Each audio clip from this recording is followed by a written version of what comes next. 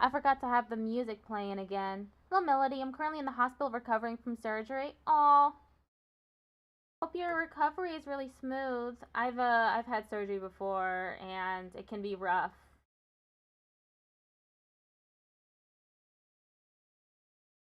Okay, so we are currently in episode 4, the Cosmic Turnabout.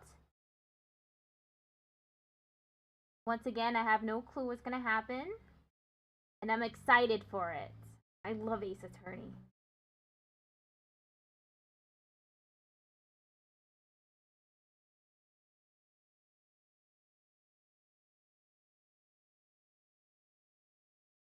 Forgot to.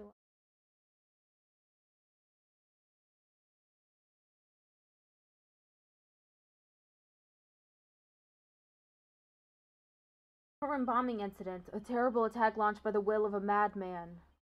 That incident perfectly symbolized the state of the legal world in this dark age of the law. Mr. Wright brought it to a resolution of sorts.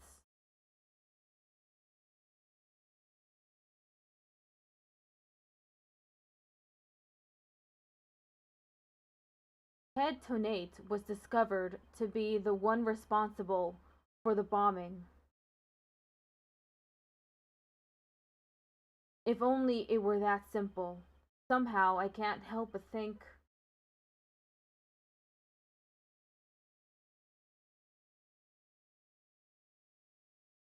that there's a darker influence at work, one that's lurking in the shadows, waiting. That's why I want to review the trial that was taking place. After all, I've got more than a few, you know what, personal stakes in it. Forgot to stream the game. Thank you. How embarrassing. I got a virus in my throat that damaged my vocal cords, so I can't speak for a while. I hope you have at least a whiteboard and an AAC. I suffer from selective mutism, so I sometimes have to use an AAC device. 1 hour remaining until launch. Please begin your final equipment in order to speak to people. Or I'll write it down. Check complete. Everything's A-okay. Everything's A-okay. We're ready here whenever you are. We're ready here whenever you are.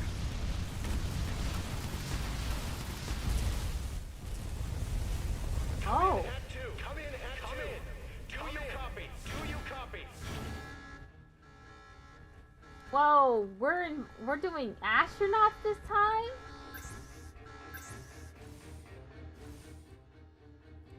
I wonder what happened. There was an explosion?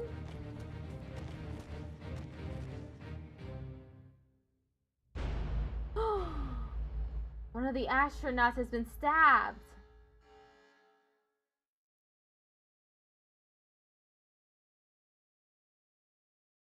What an exciting opening. December 16th, 9:12 a.m. Time for another trial to begin. But this one is different. I'm sorry to bother you, but... Oh! You alright, Apollo? Was I making a scary face just now? Oh, hi, Juniper. Yes, I'm fine. I was just doing my cords of steel exercises. Now I'm all ready to go. Yes, knowing you, I'm sure you'll be just fine. Oh, I brought you a present from my garden. Is this a lotus fruit? That's right. My grandma says lotus fruit is good for your eyes. I also suffer from hemochromatosis, which causes my body to produce more iron than it needs to, so my joints hurt whenever I move. Oh, that really sucks. I have a few chronic illnesses as well. They suck so bad. They make it difficult for me to get to sleep, to feel rested, to get out of bed. It's really tough to get motivation to get out of bed when you're feeling like you haven't slept at all. He even says that if you look through the holes, it can help you see into the future. For good luck. Maybe later you can cook it and... Thanks for this.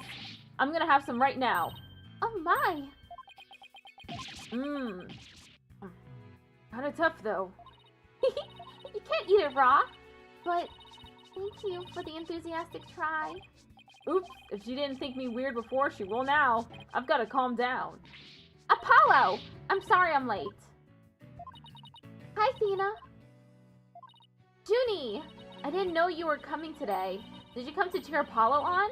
Oh, I get it. You sly little thing, you. Athena, stop! Quit kidding around, Athena. The trial's about to start any second. Is everything all set? Oh, Apollo, Apollo. When will you ever figure it out? Figure out what?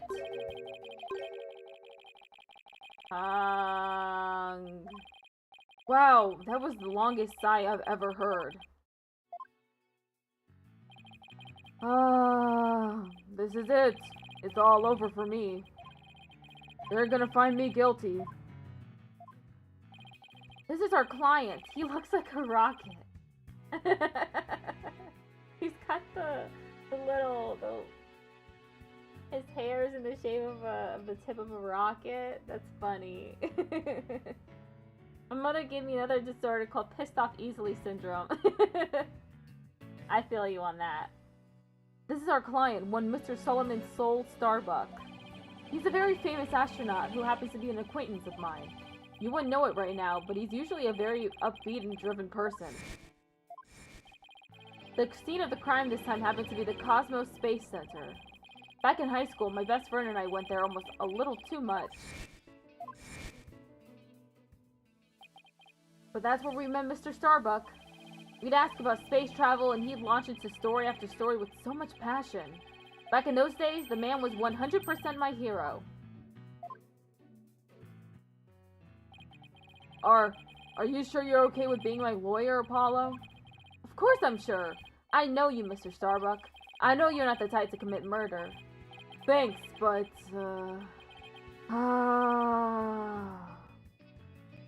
His hair looks like the tip of a paintbrush dipped in red paint. Absolutely. I was supposed to be in space right about now.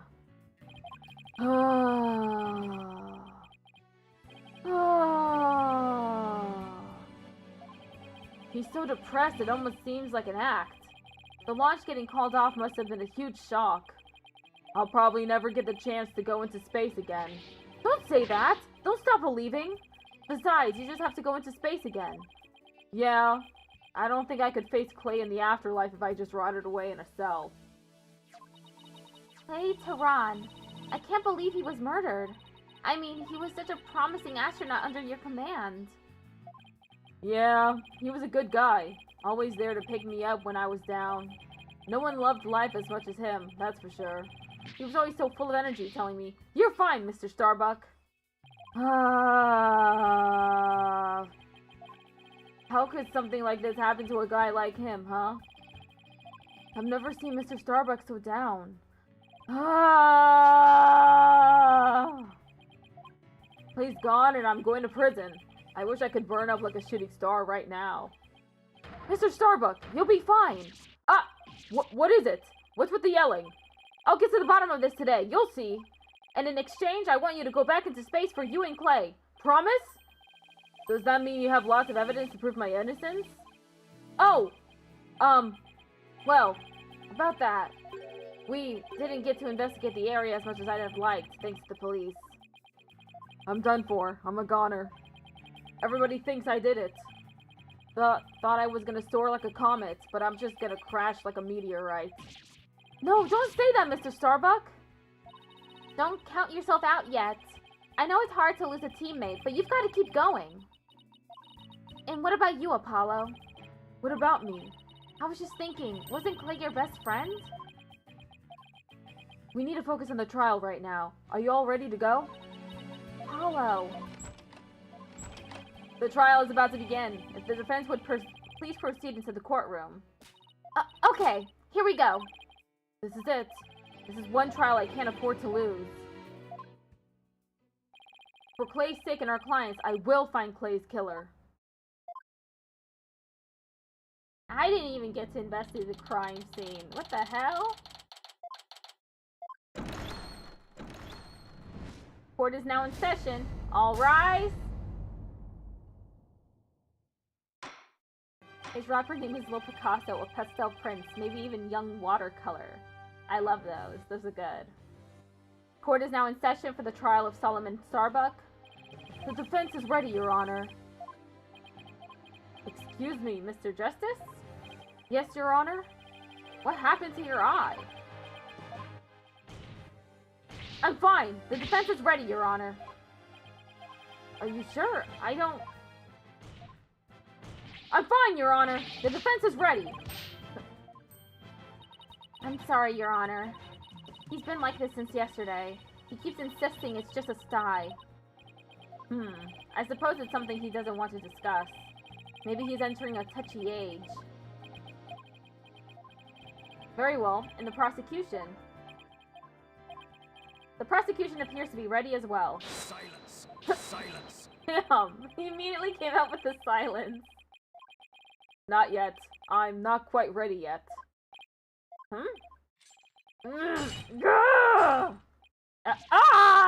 He's already broken his chains! The prosecution is now ready. Well, it didn't take him long this time.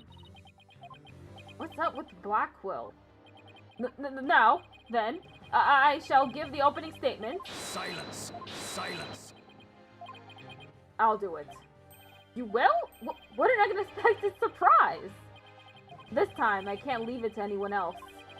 I see. Something is off with the two of you today. You both seem different somehow. Very well, Prosecutor Blackwell. Your opening statement, if you would. It was just yesterday.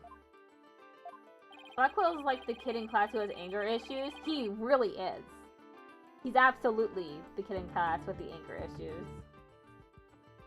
The crimes in question occurred at the Cosmos Space Center. Ah, that famous federal research facility of all things related to astrology, right? Astronomy. It's astronomy.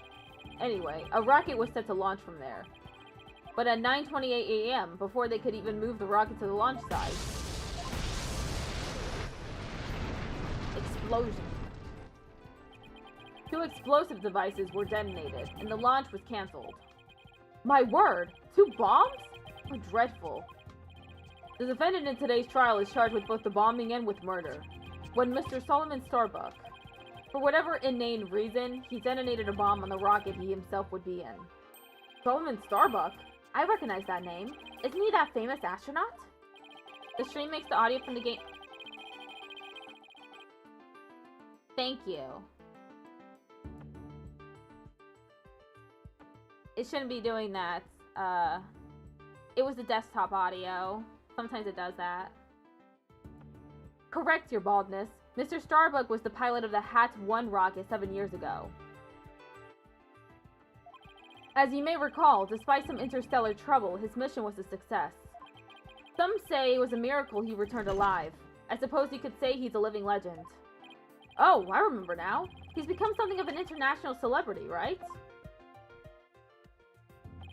They even turned that incident into a movie and everything. We've got a real space pioneer in court today. But even heroes tumble from their lofty heights. Returning to the subject at hand... yes.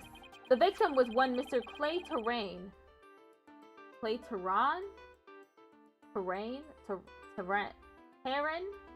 Clay Terran, a subordinate of the defendant. Indeed, a loyal disciple brutally stabbed to death by his mentor.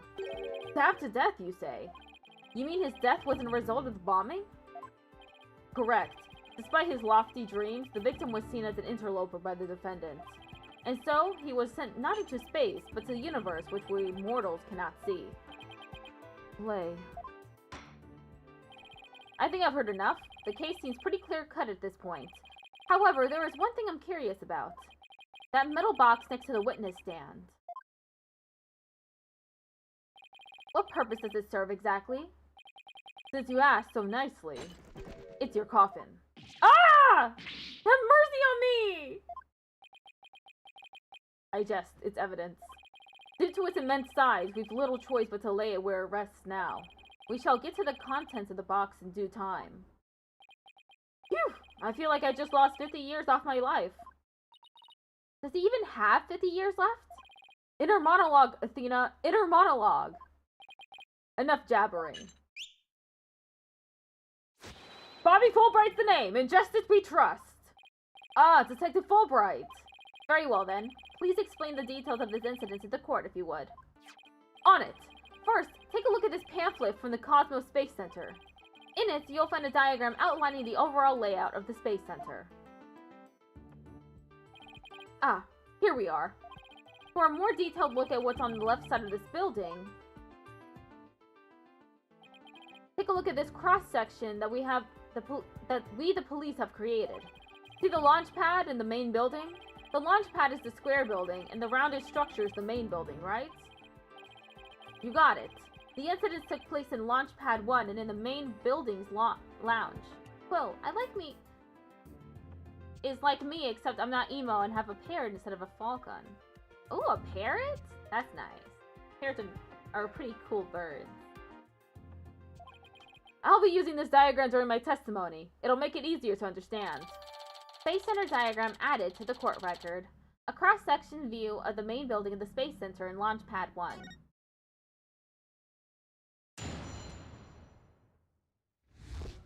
Details of the case.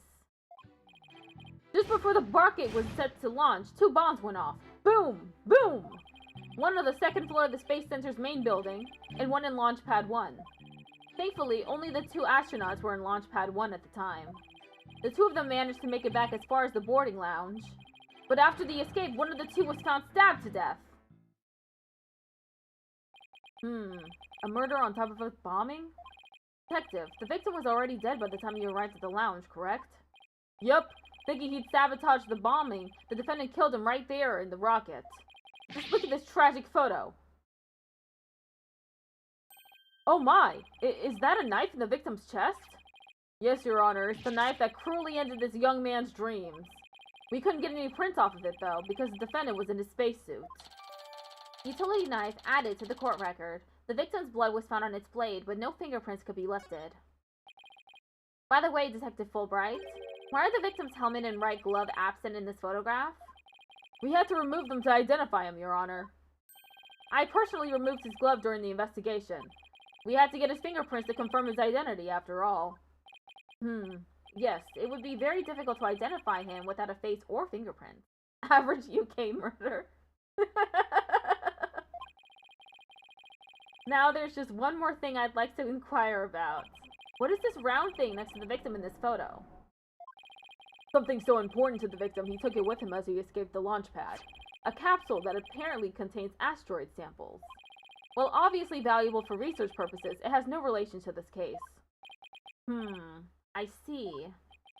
So, we know that the bomb in the main building was on the second floor. But where was the bomb that was in Launch Pad 1 located?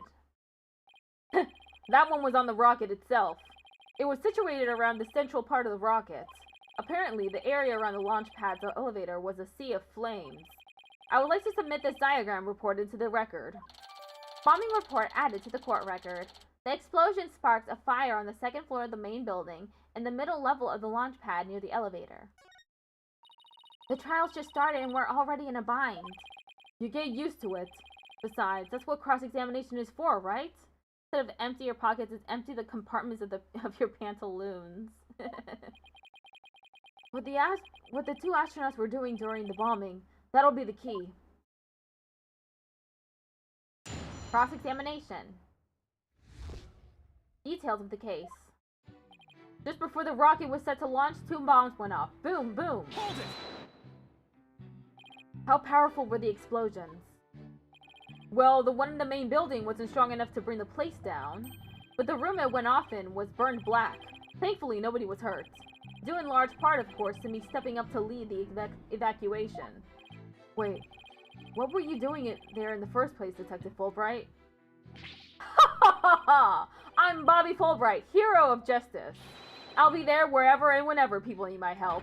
I'd go to the other side of the world, or even the edge of the universe.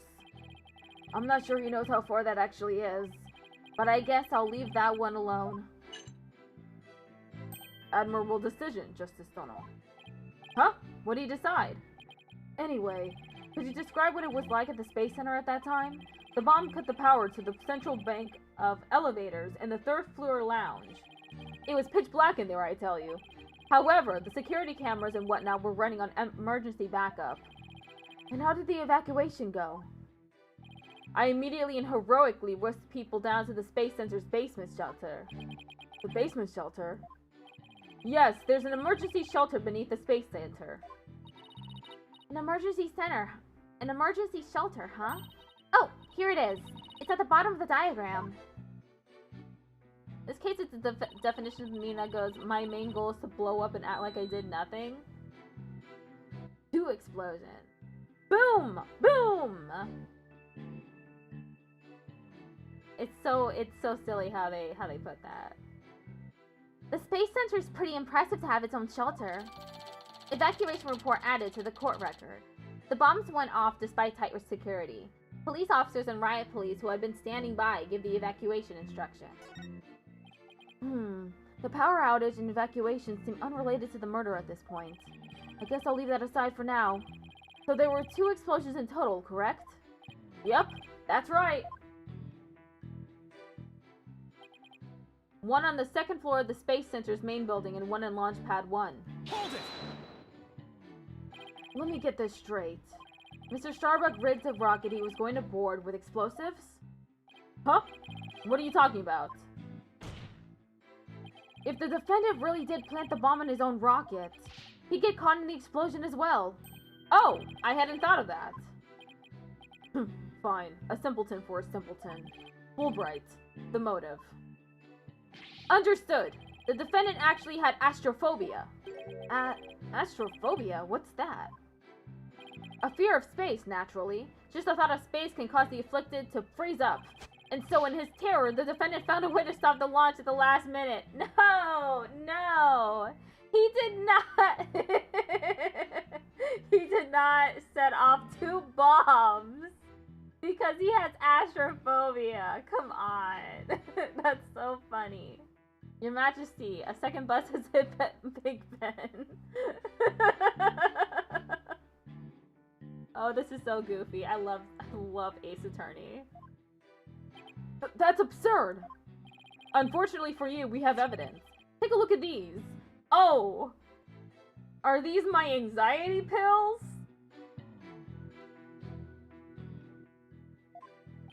I can have anxiety if I want to have anxiety. And I can take my pills whenever I want. What are they? These anti-anxiety tablets were found among the defendant's possessions. Ah, yep, anti-anxiety tablets. Apparently, he was taking them in secret to quell his fears. Yeah, I'm not sure you're allowed to be on medication if you're an astronaut. You're supposed to be in, like, tip-top shape, including mentally. So I'm not sure you're allowed to be an astronaut and take anti-anxiety tablets. Either way, though, if he was on his medication, then presumably he's all right. Actually, it's under control. There were a multitude of problems with the rocket Mr. Starbuck rode 7 years ago. Rumor has it threatened to crash a number of times as well. That was, of course, very traumatic for Mr. Starbuck. Objection! Froze the definition, are you sure it's safe? But that doesn't mean he'd go as far as to blow up his own ship. Silence! The defendant couldn't bear to mar his good name, now could he? No, not after the media had branded him Soul Starbuck, Space Pioneer Extraordinaire. Given these conditions, the defendant could hardly run away like some base mutt.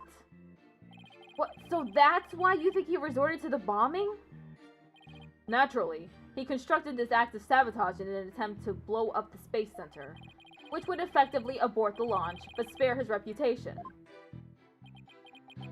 Ugh! Now I'm sure you understand why we have to bring justice down on this atrocious criminal. Thankfully, only the 2 astronauts were in Launch Pad 1 at the time. Hold it! Are you sure it was only the 2 of them? It was just before the spaceship was set to launch, so of course it was only those 2. Well, there could have been somebody else inside that rocket. Silence! The The notion of a third party in Launchpad 1 is utterly absurd. Just to enter the area from the lounge, one must pass through a door guarded by a fingerprint recognition device. And allow me to state up front that there are a precious few with the clearance to do so. A fingerprint recognition device? It sounds as futuristic and complex as a space center. Actually, it's not as amazing as you think, Your Honor. Take a look at this photo. This is the door in the lounge with the fingerprint lock. Only personnel whose fingerprints are registered can pass through. I see. That is very different from what I had in mind. And is there a record of the number of people that passed through that door yesterday? Yes, there were only 3. The defendant, the victim, and the director of the Space Center, Yuri Cosmos. Then doesn't that mean it's possible that the director is the one who did it? Not a chance. He was in the main building when the bombs exploded at 9:28. This dude sounds like a guy who has a grudge against NASA till he decided to strap illegal fireworks to his backpack and blow the place up. He works for the Space Center. He is an astronaut. He could have a grudge, yeah, and that might come up. I mean, it's not a bad idea. But it's definitely not our client that did it. He's innocent. It's some other bozo. Probably the director of the Space Center. Since he's the only other person we know of right now. Doing his job directing the launch. Besides having an alibi, he has no motive for committing these senseless acts. He has a point. I guess the director can't be considered a suspect then. Launchpad 1 door lock added to the court record. A biometric door lock operated by fingerprint recognition. Only the defendant, the victim, and the Space Center director had access. The 2 of them managed to make it back as far as the boarding lounge. Hold it! So while it would appear that the pair barely escaped with their lives, in actuality, one of them had already been murdered inside the rocket. That's the angle the prosecution wants to push, correct? You got it! In fact, that's what I've been trying to say this whole time. If the victim had been alive, he would have for sure tried to stop the bombing. But where's the security in the center? Well, mentally ill people are usually victims of crimes. They're not perpetrators, typically. So it's more likely our client, who is the mentally ill person, is being framed for the murder because he's innocent. It's someone else. If the victim had been alive, he would have for sure tried to stop the bombing. Is there any chance Mr. Tehran could have been killed before he boarded the rocket? They were both alive and well at boarding time and embarked under their own power. Their hearts full of hopes and dreams of space. And then both of their hopes and dreams were dashed. If I may continue my explanation, after the evacuation order was given, the defendant made his escape, carrying the victim to make it look like a rescue. But after the escape, one of the 2 was found stabbed to death. Hold it! And who was the first to find the victim? Actually, there were 2 of them. The Space Center director, Yuri Cosmos, and Detective Candace Arm. One of them was a detective. Yep, Detective Arm specializes in bombings, you see. She and the director were ordering the evacuation following the explosions. They were also worried about the astronauts, so they hurried over to the boarding lounge. That's when they discovered the victim along with the defendant. 2 witnesses, huh? And one of them is a detective. I doubt either one would have anything to say that would help me. Plot twist, there was no bomb, someone just had Taco Bell and used the bathroom. In 2 different locations? That's cruel. I think that pretty much covers the details of the case. Only the victim and the defendant were on the launch pad when the former was killed. If this is the truth, then only Mr. Starbuck could have carried out this crime. What little I could get out of him only hurt my case. Humph, Justice Dono. Foolish is the warrior who rushes headlong into battle. Preparation is an essential element of battle, so I advise you to take a gander at this. What is it? Footage from a security camera. As the 2 astronauts emerged from the bowels of the Launchpad 1 corridor. The boarding lounge security camera captured their desperate escape. Now, I would direct your attention to what the defendant is shouldering, which you can see is none other than the lifeless body of the victim. What?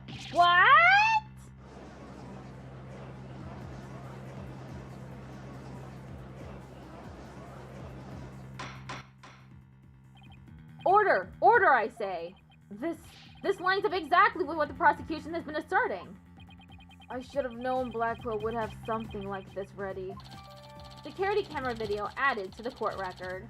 Video showing the defendant and victim's escape from the corridor to the boarding lounge. Apollo? How exactly did they determine that Clay was already gone in that footage? Ah, I see what you mean. Whether Clay was still alive at that point is pretty crucial. Your Honor, please take another look at the footage. Isn't it possible that Mr. Tehran was still alive here and that Mr. Starbuck was helping him?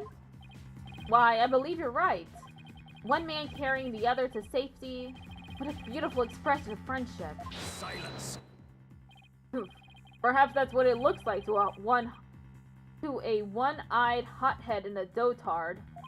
But it only makes sense if it's the victim's dead body. What do you mean? Fulbright, explain it to Justice Dono. You got it! Ready, kid? If the murder had occurred in a lounge, someone could have spotted it. Anyone can enter the lounge, after all. But doing it while they were alone in the spaceship? That's a horse of a different color. Objection! But you can't deny that there's a possibility the murder could have happened in the lounge. All the video shows is a man helping his fellow astronaut out. Silence! Your assertion is based on emotion. It's based on your belief that Mr. Starbuck would surely help his own disciple. But you have no logical explanation as to why the victim could still be alive. Unfortunately, Mr. Justice, the prosecution is right. Your argument is lacking in sound logic. But it sounded perfectly logical to me. Well, Mr. Justice, if you have no further objections, I believe it's time to bring this cross-examination to a close. Objections? Well, Your Honor, the defense requests a little time to think and regroup. Given the facts, I'm not sure I see the need. What is it, Athena? It's just, there's something that's been bothering me. If it isn't the defense stalling for time, as always. Very well, I'm feeling generous. You may have a small measure of time. Yes! You have 5 seconds. 5 seconds! After that, I declare this cross-examination to be closed and a verdict to be rendered. Your baldness, raise your gavel high. It's time for a countdown. Oh! Ready? We don't have time! Spit it out, Athena! Only 3 more seconds! Look! I don't think the prosecution's explanation is very complete. Meaning? Meaning there's something missing. Like, they conveniently left it unexplained. Something they didn't explain. Something they didn't explain. Ah! You're right! I think I know what you're talking about. Your 5 seconds are up, Mr. Justice. Is there anything about the prosecution's argument that you'd like to rebut? Yes, Your Honor. Actually, there is. Rosethorn Ranger just traded with Hello, 10 viewers. Raiders. Hello, Rosethorn Ranger. How was your stream? I hope it was good. Hey, nerd.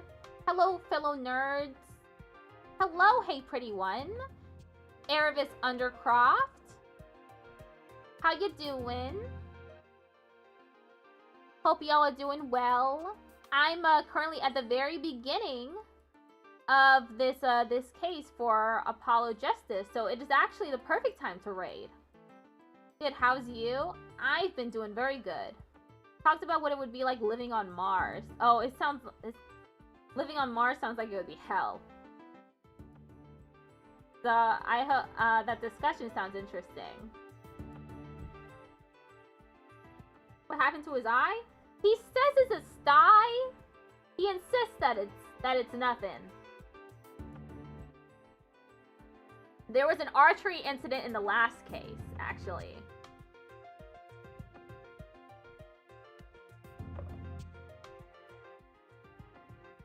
Like, he's standing there with a bandage over his eye, and he just says it's nothing, but, like, everyone is concerned.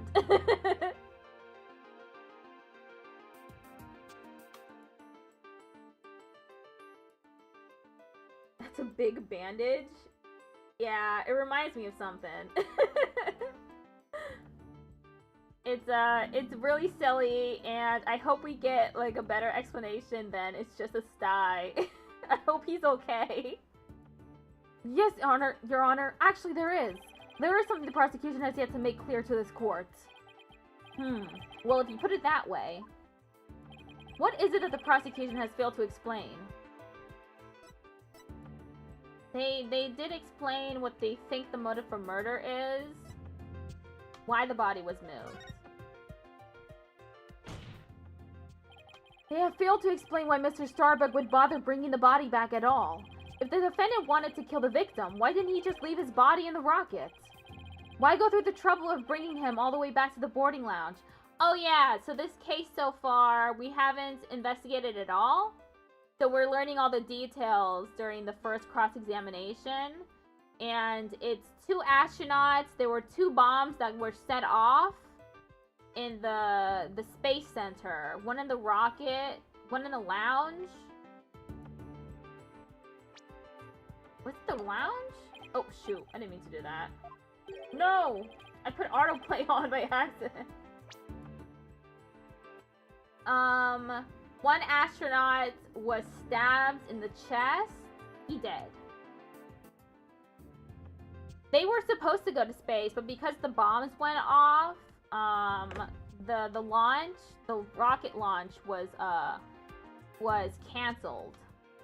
They're saying that the reason why the bombs were set off in the first place was because the defendant, our client, had astrophobia, was really scared of space, had a extreme phobia, was taking medication to manage it, and for some reason, despite the fact that his symptoms were apparently under control, he decided to set off the 2 bombs so the launch was canceled, instead of, you know, just informing them that, because he has a reputation for being a super astronaut. Okay, so why go through the trouble of bringing him all the way back to the boarding lounge? Oh, that's true! I don't think we've heard the prosecution's thought on that yet. That's because they have none, Your Honor. After all, how does one explain something so illogical? The prosecution is claiming that the defendant moved the victim's dead body. But what if the entire premise of that argument is wrong? Then let's hear your theory, Mr. Justice. The defense proposes that the defendant didn't kill the victim, he was helping him. Ah! Fulbright, explain it for our sad friend here before I nod off to his monotone monologue. Inform him exactly why Space Boy moved the victim. Space Boy? Huh? You've gotta be joking. It's simple. Mr. Starbug did what he did to direct suspicion away from himself. He wanted to create the impression he heroically risked his life to save his partner. That's why he made sure to make it to the security camera so there'd be a record. At the very least, he appears to have achieved success with you and the old man. Ah! One man carrying the other to safety. What a beautiful expression of friendship. The average person wearing a spacesuit weighs easily over 200 pounds. Saving the life of a partner who weighs as much while trying to escape deadly flames. What a dramatic sob story fit for the silver screen. Indeed, I was completely taken in by the humanity of the story. You see, yet the true ending is that all traces of his hammy act were meant to be blown up. Yes, and now we arrive at the thrilling conclusion. The third explosion. Objection! What are you talking about? There was no third explosion. Silence! Indeed, you are correct. But that is thanks to Detective Arm. It was she who identified and secured the bomb. However, it doesn't change the fact that the third bomb was discovered in the lounge. The steel coffin beside the witness stand. That would be a bomb transport case. This is a wild courtroom? Yes, it is. Ace Attorney cases are always wild. From start to finish. They get even wilder in the middle. We used that to transport the transport the deactivated bomb here. It was found in the lounge. A bomb in the form of a most distasteful toy. Oh, shit! What? One on the second floor of the main building, one on the launch pad, and one in the lounge. The defendant planned to set off 3 firework displays. What's wrong with the elephant? I like it. It's a bomb. But it's really cute. I like it too. Fortunately, the third was discovered before it could be detonated, for had it not, the victim's body and other vital evidence would surely have been immolated. Objection! Poor elephant is right. Gah! Before you utter a word, know that the evidence supports me. It's like he's reading my mind. As it is still undergoing forensic investigation, I do not have the evidence on hand. However, know that a peculiar item was found in one of Mr. Starbuck's pockets. Specifically, a bomb detonation switch. You found what?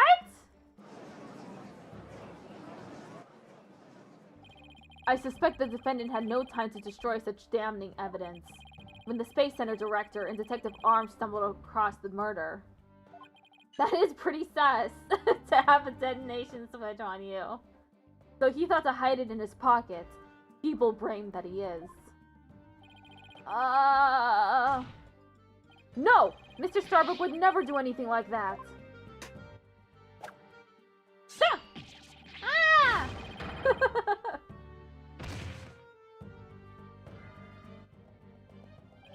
Justice Dono, open your eyes and see the truth. This appears to be irrefutable evidence that the accused set off the explosions. No! There has to be some kind of mistake. This can't be the truth. Still can't accept it? You'll believe in your client come what may? Then why don't you cross-examine the defendant yourself? Himself. This has got to be a trap. It's like Blackwell's controlling the entire game. Yeah, it seemed like he was waiting for me to bring up the body moving issue. Why do you say that? Because he had just the right argument when I pointed it out. And to really rub it in, he had a decisive piece of evidence up his sleeve, too. He was trying to shake my faith in Mr. Starbuck and break me down. Then, making you cross-examine Mr. Starbuck at this point was part of his plan, too? Totally underhanded, but I wouldn't expect anything less from him. Now, let us hear from the arch-villain, the fiendish murderer himself, famed astronaut Solomon Starbuck.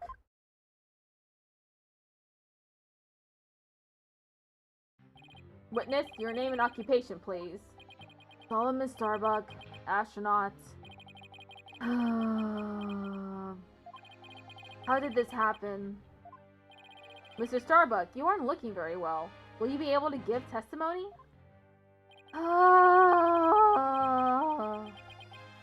No. Well, unfortunately, no is not an option. You are being accused of the Space Center bombing and the murder of Clay Tehran. Please testify to these allegations.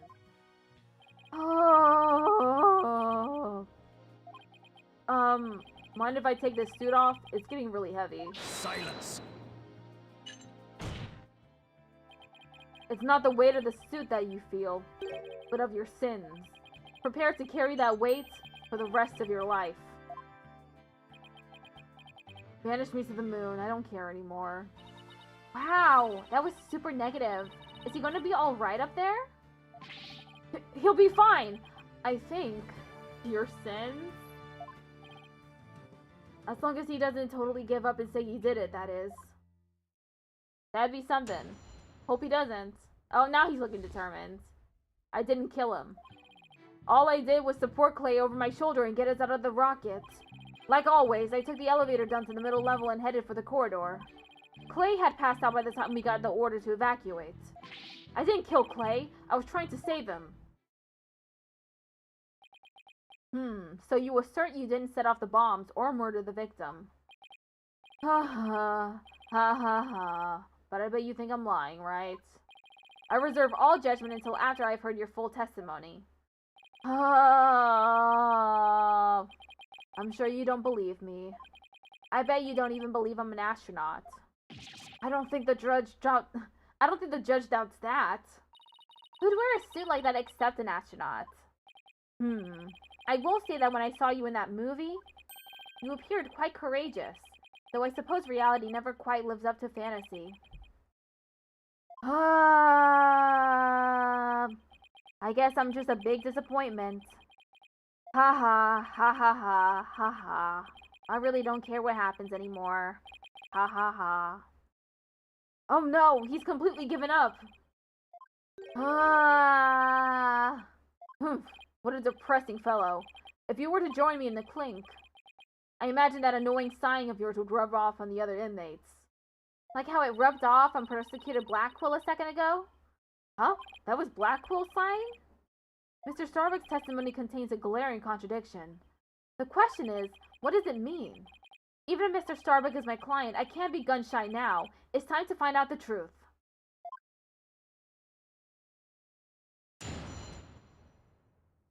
I didn't kill him. All I did was support Clay over my shoulder and get us out of the rocket. Hold it! So what you're saying is that the victim was still alive at the time? Of course! He was alive and well. Silence. If so, then you admit you took a man who was alive and well and silenced him permanently with this? What? No! Black hole confirmed. Dead ahead. It's no good, Captain. I'm getting sucked in! Objection! Mr. Starbuck, you are not in space. Please give your testimony seriously. It was just nerves, but maybe I shouldn't have said he was alive and well. It was more like he was slumped over. Those are complete opposite ends of the spectrum. Like always, I took the elevator down to the mid-level and headed for the corridor. Hold it! Is that the elevator inside the launch pad area? That's right. We always use it to get to and from the cockpit. That makes sense. So he was just using the route he always used. In spite of the fact that there had just been an explosion? Huh? I think Mr. Starbuck is hiding something. Something pretty big. Clay had passed out by the time we got the order to evacuate. Hold it! Passed out? Why was he passed out? Probably because of the explosion. The noise and vibration were incredible. It's little wonder a person would pass out, right? I guess? Not that I'd know. Ah! I've been hit by space debris. The main engine's on fire. It's gonna blow. Ah!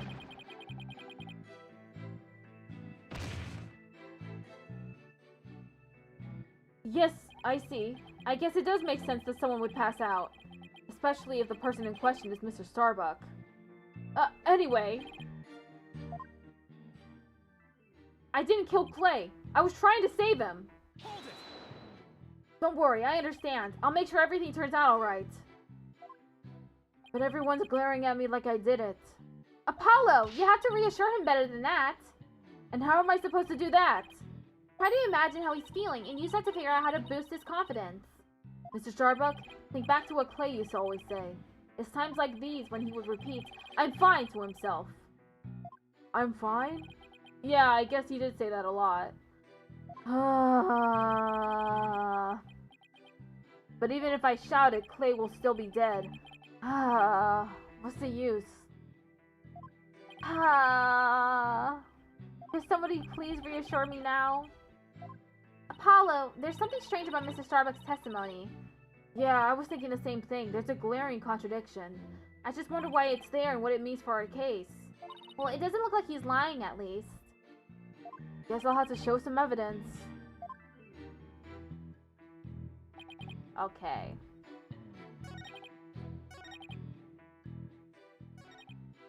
Clay had passed out by the time we got the order to evacuate. I took the elevator down to the mid-level and headed for the corridor. Is it this? Mid-level, launchpad corridor lounge. First floor, bomb.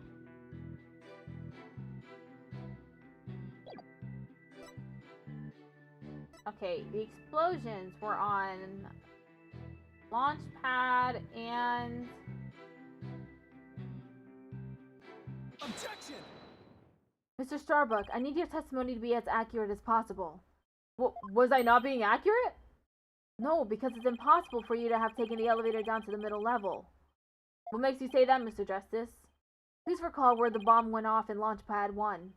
Also recall that after the explosion, the middle level elevator was engulfed in flames. Oh, you're right! Which means... Exactly. The Launchpad's elevator would have been unusable. In other words... Mr. Starbuck, your statement is decidedly inconsistent with the facts. What's with the helmet? Ah! Mission Command! Mission Command! Do you read me? Come in, please! Objection! This is Mission Command. I order you to pay attention! Stop this nonsense and answer my questions, Mr. Starbuck! Ah! My helmet! Ah! My oxygen tank! Oxygen concentration and body temperature declining. Requesting medical assistance. Gah!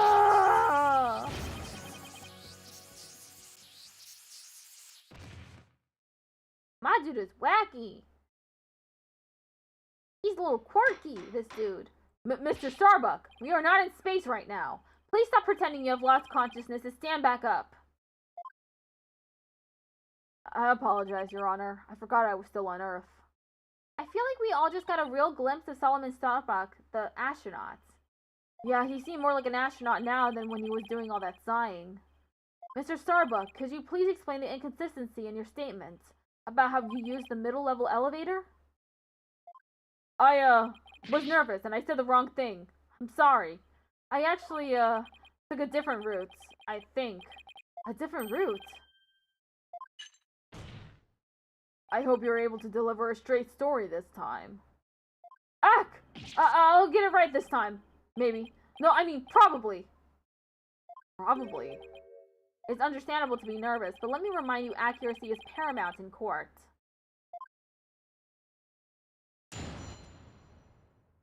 My escape route. Let's see. My escape route. What I said before was a mistake. I remember now. I took a different route. Maybe. Probably. With the capsule and clay in my arms, I made my way down from the upper level. So you're saying you escaped without using the elevator? That's right. There's a ladder that spans the upper and middle levels. I used that ladder to get to the middle level. I don't think that's possible. Clay would have been 200 pounds at least. 200 plus pounds. Because of the spacesuit. I just don't believe he could have used the ladder. How would he get him down?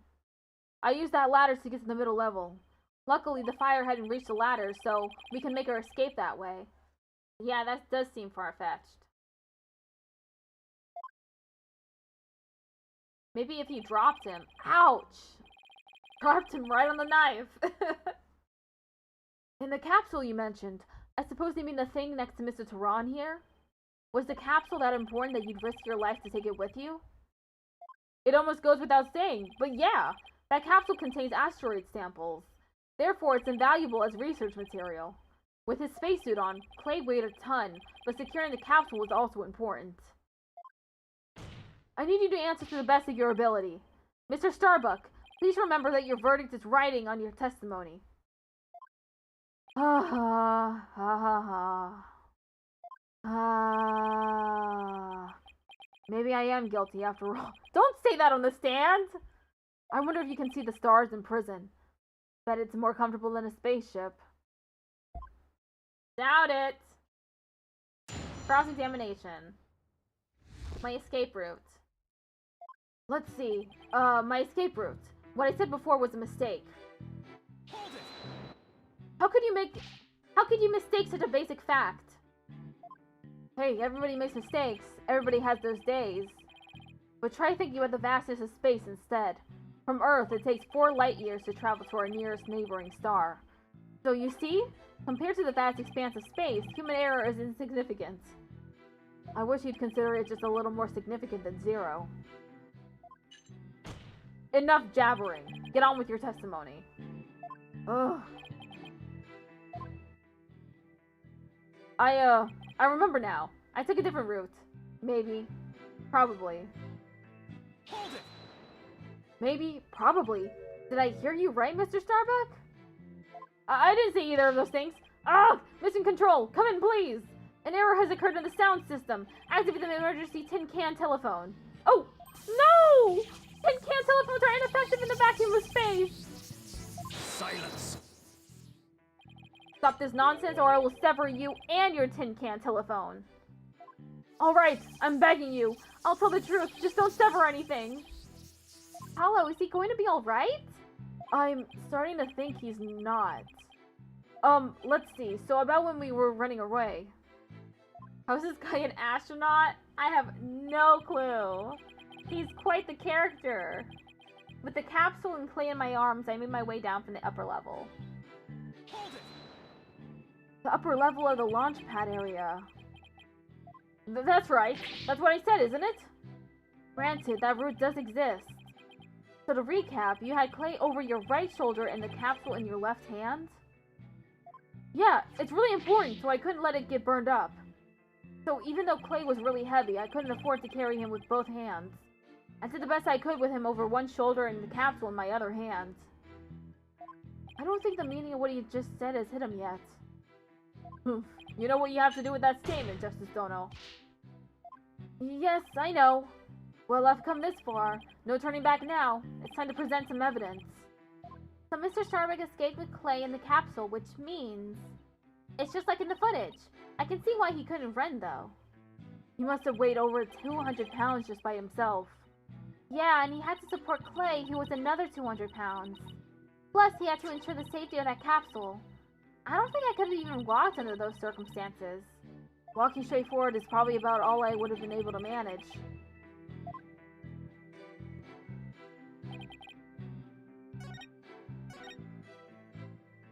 Okay, present.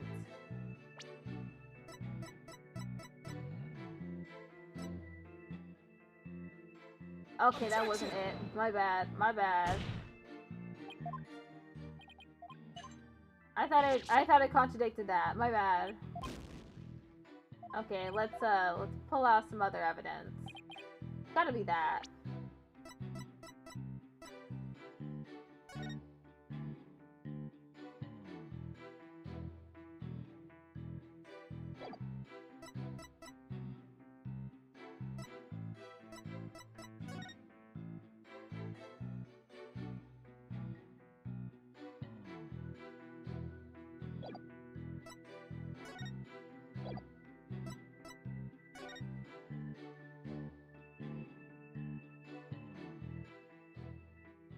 Which piece of this puzzle fits?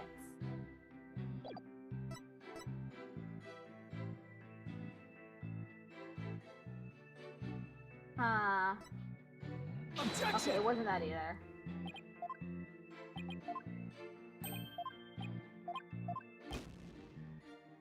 Sorry for being a shameless attorney.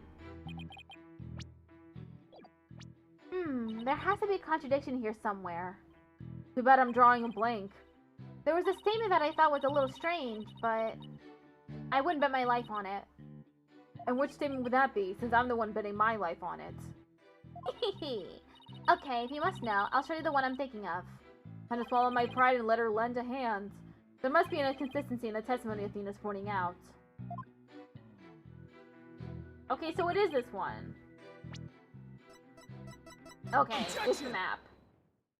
Mr. Starbuck, why don't you just tell the truth? The truth? Let's see. The Earth is blue? No, that's not right. So, I guess the Earth isn't blue? Yeah, that's it.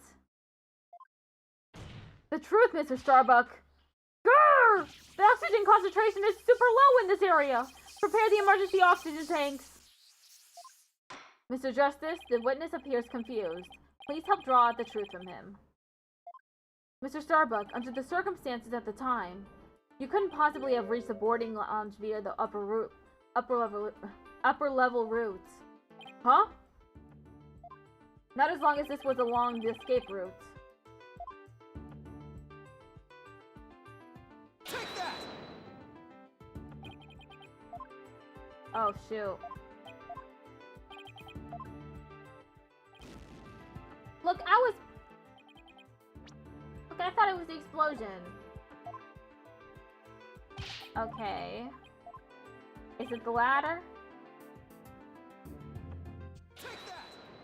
To get down from the upper to the middle level where the launch pad 1 corridor is, you would have to go down the ladder. Isn't that right, Mr. Starbuck? Exactly! So that's how we arrive here. Alright.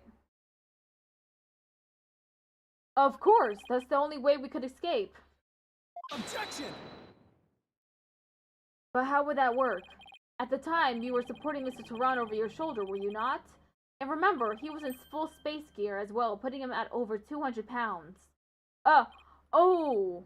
Well, it's easy on the moon. Gravity is only 1/6 of what it is on Earth. Objection!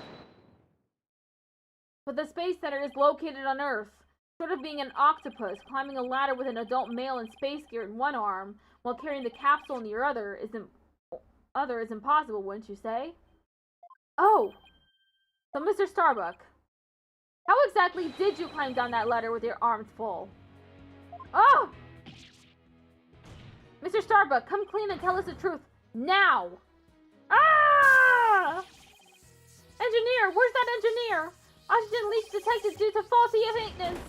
Ooh! Evacuate immediately. What the? He's flying the coop! Ah! Help! I'm caught in the ceiling! Help? Anyone? Bailiff, prepare the cherry picker. We must launch our rescue mission at once. Well, that's one way to take off while being questioned. I'd rather prove his innocence so we can go to space again someday for real.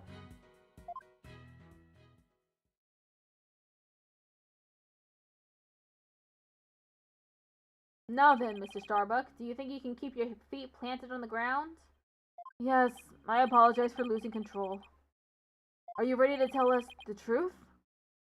Oh, not that. Anything but that. What is going on? This isn't the Mr. Starbuck I know. It appears Space Boy is prone to deception. Witness? Yikes! Yes?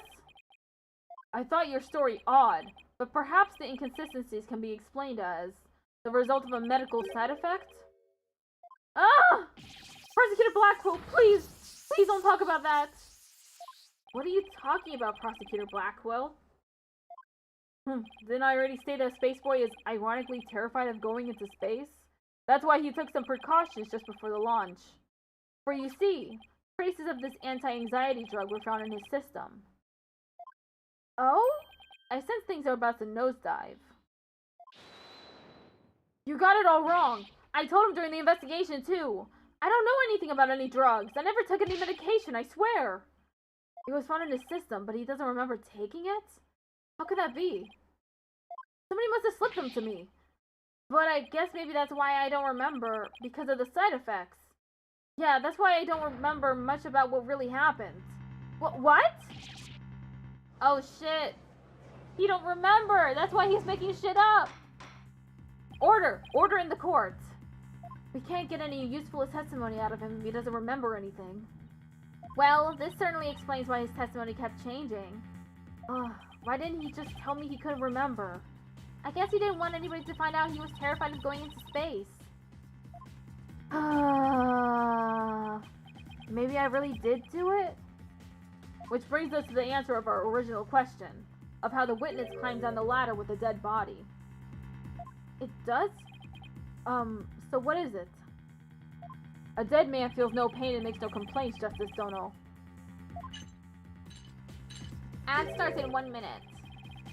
So the body was simply dropped down from the top of the ladder. For some reason it says snooze 2 out of 3. I snoozed like last week?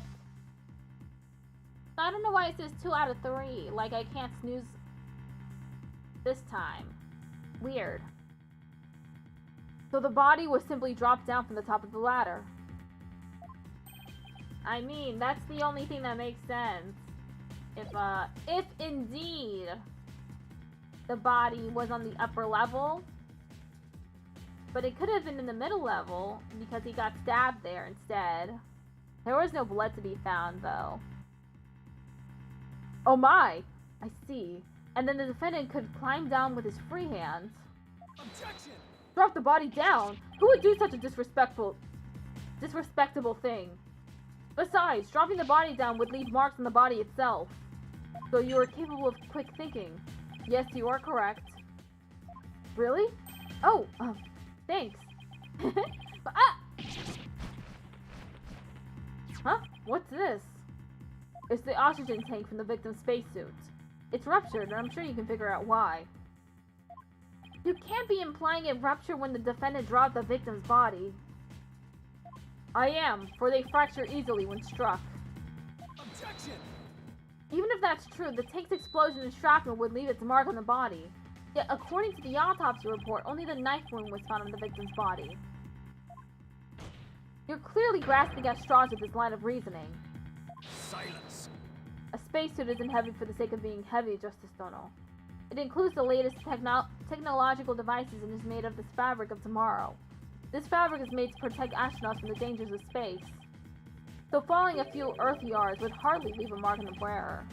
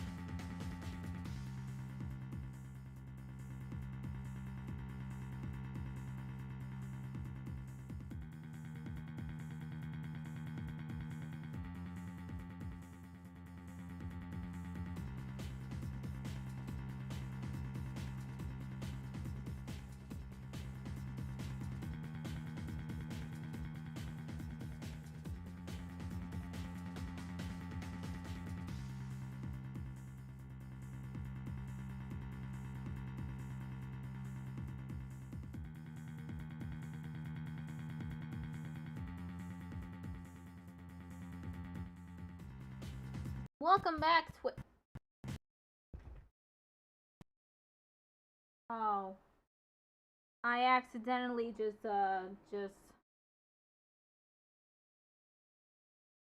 restarted my computer.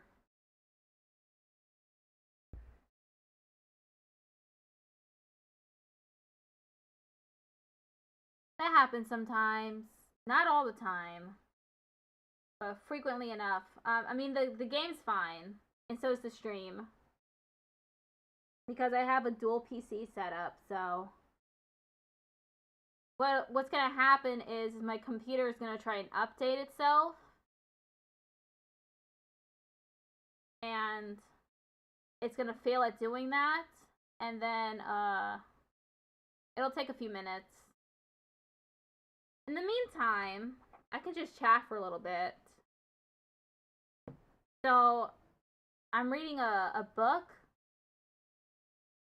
It's amazing. I'm reading a book. For the first time in like a couple years, because I usually find it really difficult to focus on anything, especially now when I don't have my medications. I don't have my Adderall. I have 3 15-milligram pills left. I mean, capsules left. And it's not very helpful. I'm supposed to be taking the full 30 milligrams. So if I only have 3 15-milligram capsules left, that means I have to either take a full dose once and then half a dose the second day, or I ration it out for 3 more days. I'm just waiting for I'm waiting for my medications to come in the mail. It's been taking a really long time.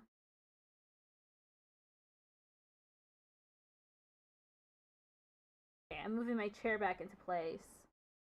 Let me save the game real quick.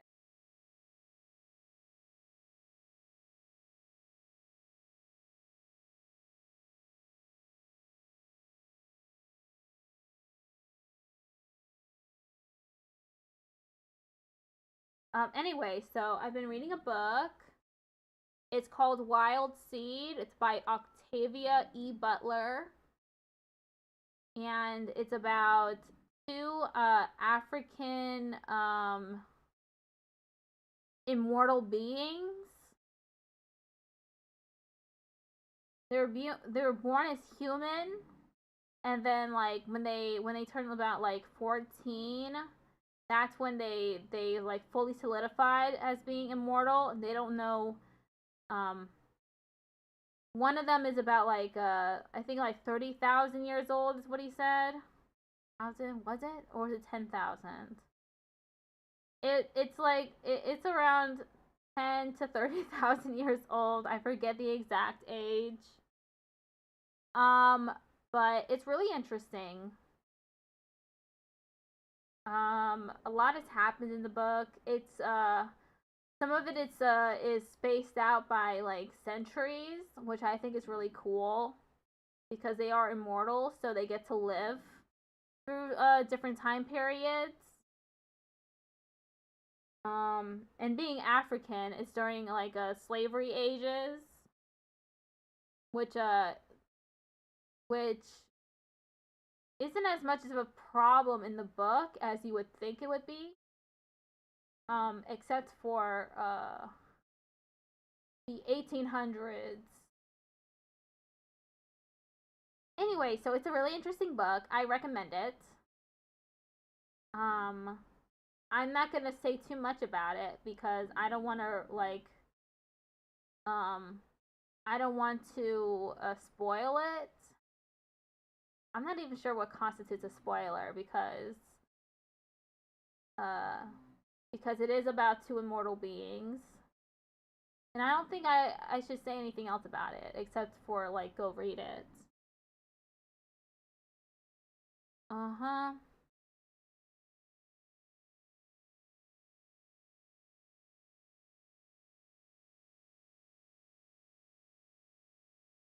The changes, the update didn't go through again, so now it's undoing the update. Uninstalling it. So I still have a few minutes to go. Let's see what's on Blue Sky. Anything interesting?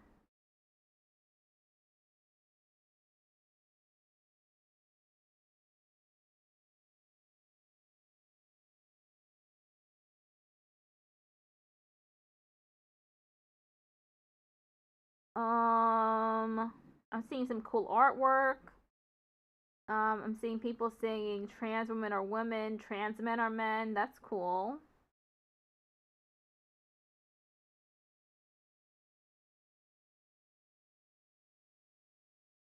I'm seeing a post from Unseen Japan about not using Duolingo because there are better alternatives out there. There are.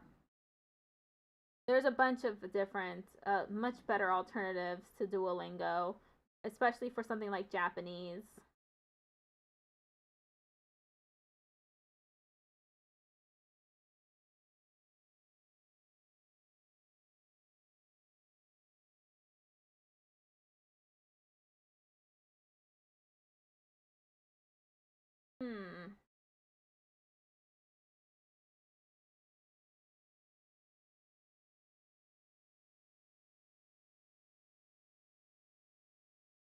I'm seeing discourse about accessibility, which I do not like. I'm staying away from it. I'm not involving myself in conversations like that. I'm keeping my nose out of it. I'm blocking people. I recommend doing that. Just like if you see a bunch of stuff you don't want to see, just unfollow and or block people. Maybe mute them if you don't want it to be a full-on block. But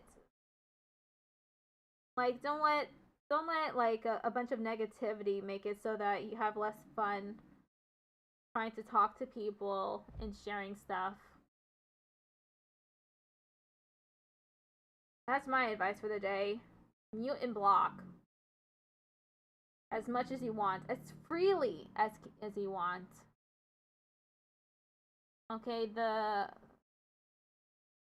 almost done. Almost done with the restart. It takes so long. It always takes this long whenever I accidentally restart my computer or the computer restarts itself. Sorry, I'm back. Hello. Just talking a little bit because I accidentally shut off my computer. Going to make eating hard with a spoon? I can imagine.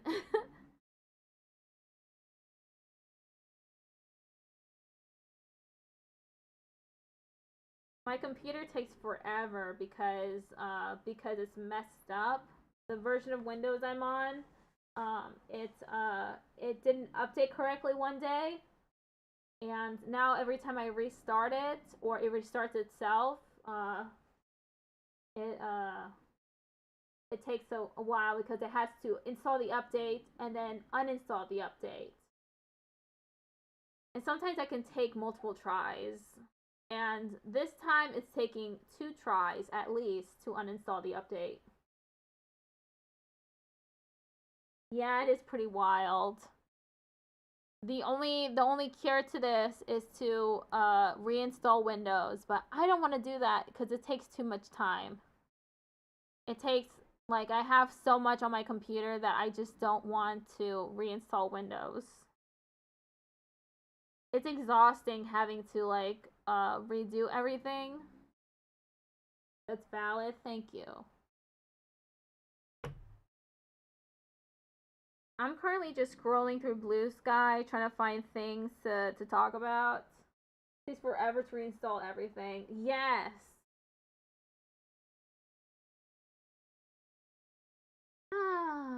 I already had to do that with my laptop a couple months ago. It just I had to reinstall Windows, and it took forever to redo everything from my from the program that I used for VTubing to the stuff on OBS.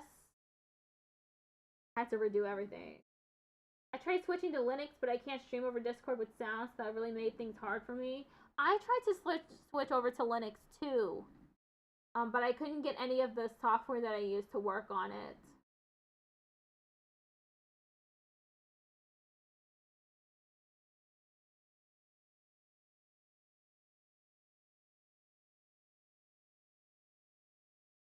It's really technical. Yeah, it's a lot. Even though the computer I was trying to I was switching to Linux on, it doesn't run Windows very well.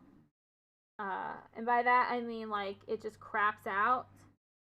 It freezes constantly, and it was just Windows that was doing that. When I switched to Linux, it was so much better, but unfortunately, you know, nothing was working. I was doing okay, just needed that sound. Yeah, I've heard of people having a lot of sound issues on Linux. Unfortunate, because it is good. It runs very smoothly. The computer has officially restarted. I'm just waiting for everything to load.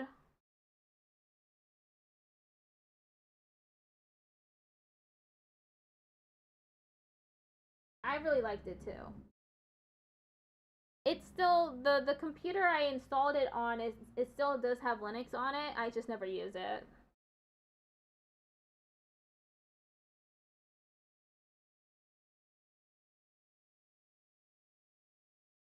I never even tried to see if the sound was broken too. I didn't think that'd be a problem until later on when I realized a lot of stuff might not work.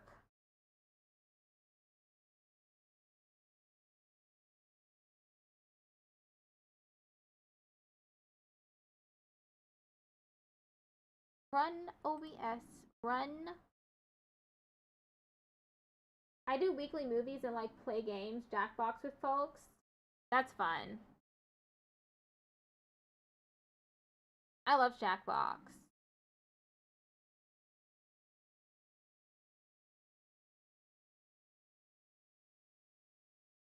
Okay, I have it running, but the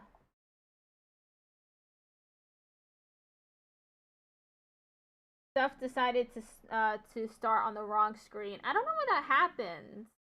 You would think it would default to the first stream.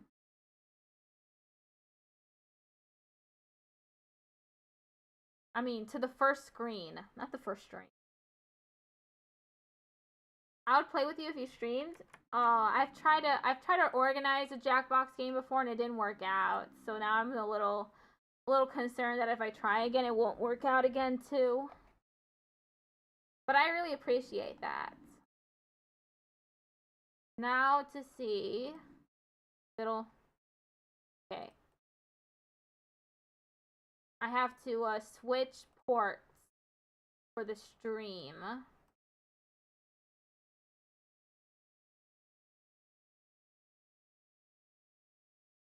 think 445 should work.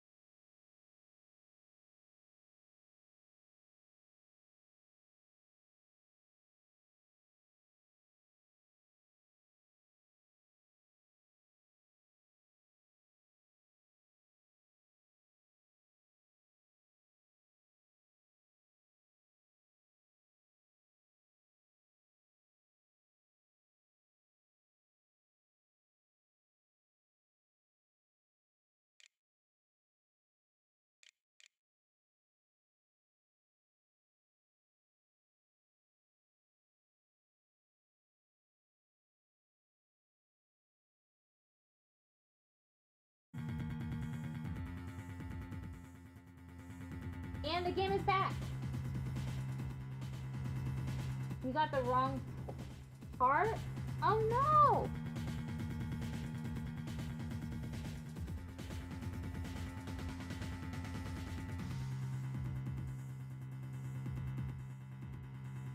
Needed a DVI to HDMI connector and I got a female instead of a male. No! Oh, that sucks.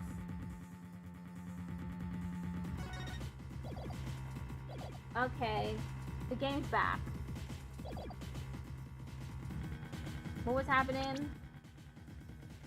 This fabric is made to protect astronauts from the dangers of space, so falling a few Earth yards would hardly leave a mark on the wearer. I'm on one monitor right now because I upgraded my video card. Oh, that's painful. I remember a few months ago, one of my monitors just stopped working. It would turn on, but it wouldn't show anything. And nothing I did could make it work again, so I had to switch I had to buy a new monitor, and just being on one monitor really sucked. It's just impossible to go back once you've gotten a taste of having 2 monitors. Then shouldn't it be impossible to stab someone through it as well? Excuse me. It should, and yes, through sheer coincidence. The knife slipped through a weak spot in the suit's structure and found its way to its target. What are the chances? You forget that our killer is an astronaut himself with knowledge of how their suits work. Stop me there. And now my argument has been proven. Space Boy killed the victim in the rocket and then dropped his body from the upper level. After climbing down, he shouldered the body and made sure the camera recorded them. There's no room for debate about these facts. It is clear that Solomon Starbuck is the only one who could have killed Clay Tehran. Ah! Here, the report regarding the astronaut's oxygen tank. Consider it my send-off gift. Feel free to use it as payments across the river Styx.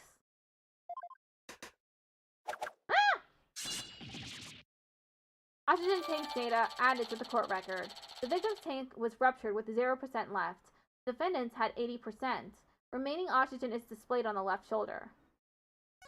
Hey, this report is pretty detailed. Display on the astronaut's left shoulder shows the oxygen remaining. After the incident, the victim's tank was ruptured and the remaining oxygen was 0%. The tank belonging to Starbuck, who claims to have carried the victim, said it was 80% full. Tanks were functioning properly at the time. Let's see. The display on the astronaut's left shoulder shows the oxygen remaining. I guess that means these glowing cyan digits represent the amount of oxygen in the tank. I'm done for. I'm going to prison instead of space. Space Boy? Yes? Take heart. The bejeweled night sky is still beautiful even when viewed through bars. You mean the stars as seen from prison? That's right. Your soul will be your spaceship. Picture the view through the iron bars. It's like being an astronaut in your own craft for all time. Ha ha ha. That's not a half-bad thought. Mr. Starbuck? Prosecutor Blackwell got it to him good. Spaceship, prison cell, fly me, my guilt, and my despair into the deepest, darkest space. And then, let's get sucked into a black hole together. Objection! Mr. Starbuck, you can't give up hope. Oh, yes, Apollo? You know, Clay really looked up to you. He said you are an incredible man. He said you'd never give up your dreams and passion for space, no matter the situation. He said that? So don't give up on him now. So don't give up now and help me prove your innocence. I feel better knowing he won't be in space. I think he might get folks killed. Yeah, I feel like he's not a good fit either. He's too wacky. Too quirky. For the sake of the man who respected you and believes in you. Clay Tehran. For Clay. You're wasting your breath. Roarg! Rah! Grah!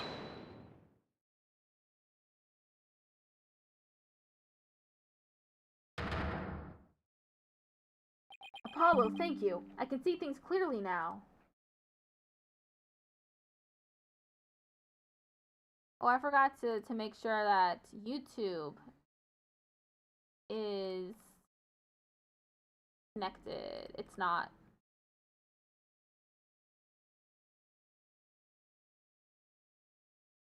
Okay, that should sort it. Apollo, thank you. I can see things clearly now. The rain is gone. Mr. Starbuck. I'm fine now. Thanks for reminding me of my life's mission.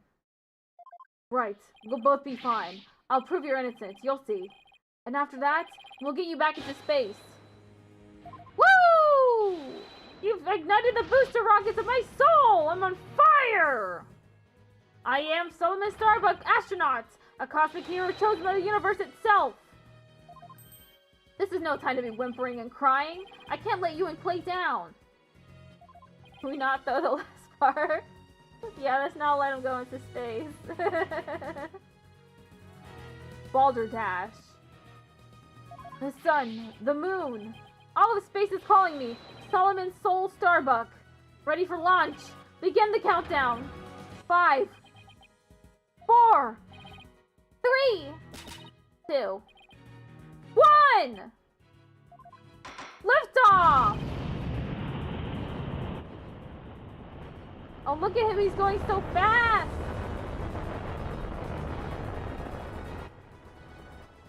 Well, I feel like I've witnessed an actual rocket launch. Apollo, you did it! You broke Prosecutor Blackwell's grip over Mr. Starbuck. I can't take the credit. It was all Mr. Starbuck. He pulled himself through. He reminds me of my dog in the car. I can imagine it. Well, not really. I can't really imagine things, but I can kind of imagine them, you know? In a way, I can feel it in my head. My brain's trying to form a picture that doesn't exist, that I can't form. If you simpletons are done massaging one another's egos, no matter how positive your mood, my advantage remains unshakable. I have but to wait for the final guilty verdict. Isn't that right, your baldness? Gah!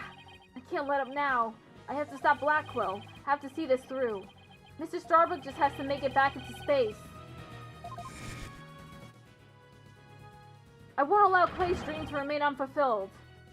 I've got to destroy Blackwell's argument somehow. Think, Justice, think.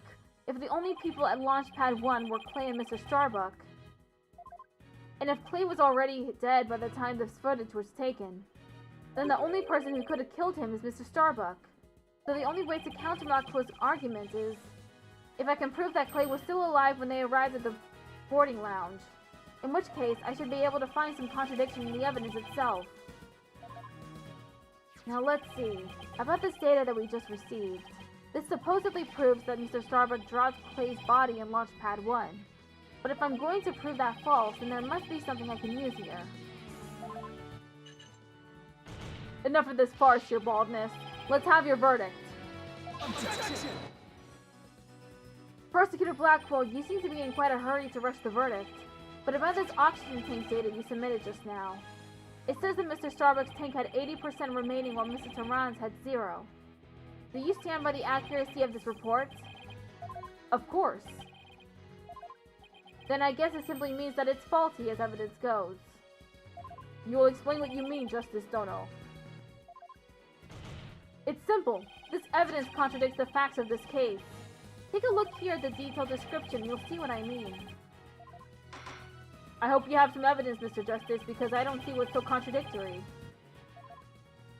Yes, Your Honor, right away. This is the evidence that the oxygen tank report stands in contradiction to.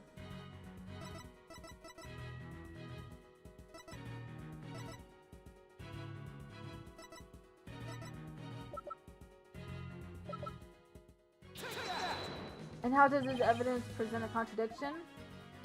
The problem is this part. Oh, this. Note the remaining oxygen in Mr. Starbuck's tank as he carries Mr. Tehran. It appears to say 50. Yes, but according to the data, our client's tank had 80% remaining. The oxygen in the tank increased? I see Your Honor finds it as strange as I do. It's bad enough that there is a contradiction, but the increase in oxygen is beyond illogical. Oh my! You're absolutely right! What is going on here? I too find it odd that the oxygen remaining has increased. It would be as odd as if my rations were to increase. But what does that prove? It doesn't change the fact that it is the defendant carrying the victim's corpse. Objection! I'm going to bet you don't get more rations because you don't abide by the rules. Either way, the oxygen remaining should increase just as your rations will increase. Therefore, this new information is critical. We can't overlook it. In that case, do you have an answer to this riddle of the mysteriously increasing oxygen? You better not disappoint or I'll declare the inconsistency as mere equipment malfunction. Prosecutor Blackwell has a point. I suppose it could be a simple malfunction. Mr. Justice, if you cannot provide an adequate counter-argument to this point, I'm afraid I must bring this trial to an end. So, do you think you can explain why the remaining oxygen level increased? Of course I can!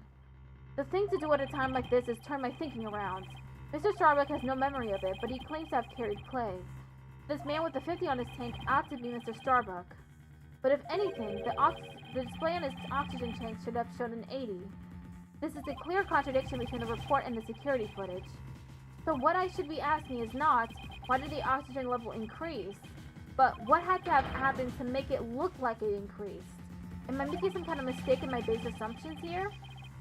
That Clay was the one carrying him instead? Might be. I mean, he did get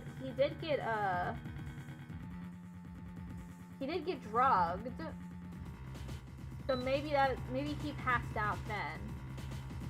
And then Clay had to actually carry him out of the rocket. Well, Mr. Justice, we're waiting. Yes, Your Honor, I'm ready to answer. This is why the remaining oxygen appears to have increased. The victim was carrying the defendant. What if it was the other way around? The other way around? Would you care to explain, Mr. Justice? As you can see, Your Honor, both men had their helmets on in this footage.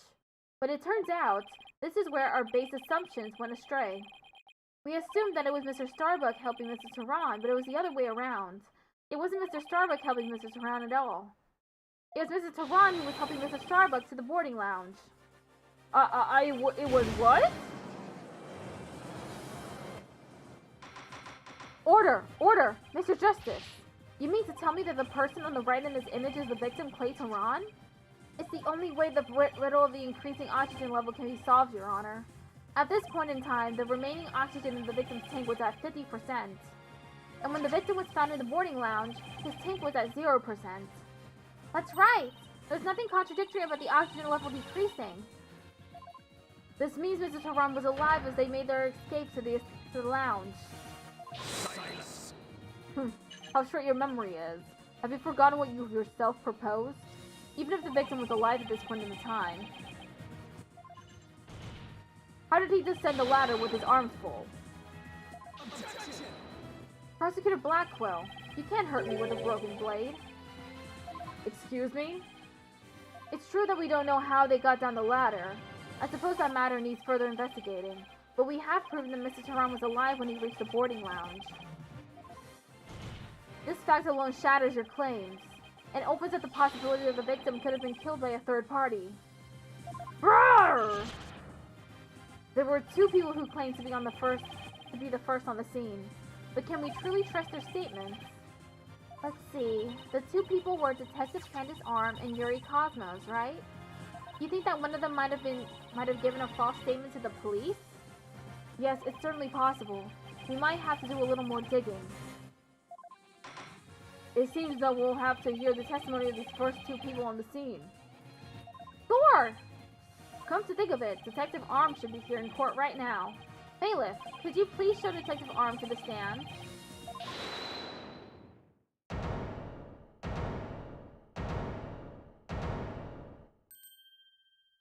I have an announcement, everyone. What's the meaning of this? We're in the middle of a trial here. Please remain calm and listen carefully. Someone has reactivated the bomb. The bomb was defused, but it's about to explode. Oh!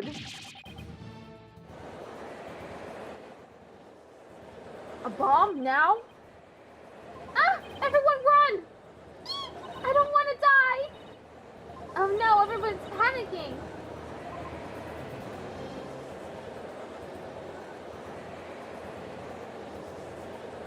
Silence. Headless chickens with a death wish, a lot of you. Calm yourselves before all else. Come on, Apollo, let's get out of here! But what about Mr. Starbuck's dream? And who will carry out Clay's final wish? I don't care what happens to me. I'm not letting some bomb blow the truth up forever. I refuse to let things end here. Apollo, this is no time to be dramatic. If we don't get out of here now, we're gonna die. Come on, this way. Hey, ouch, let me go. Apollo. Juniper? He hasn't evacuated yet? Eek! Juniper, are you alright? Apollo, no! Not that way! Ah!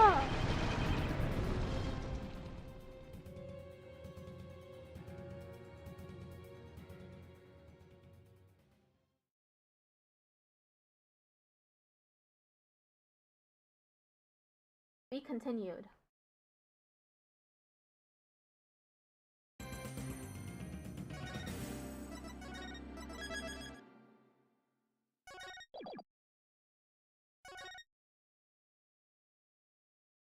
In the middle of the Space Center bombing trial, we had another bombing incident. This one destroyed courtroom number 4. Furthermore, Apollo suffered massive injuries from being there when the bomb went off.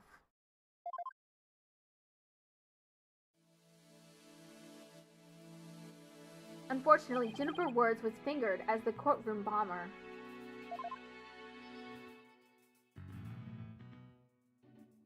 Athena and I knew she had to be innocent, so we took her case on.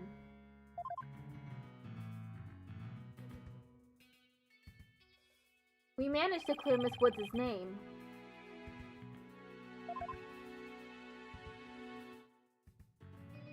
But Apollo sustained further injuries when he was attacked by Tetanate.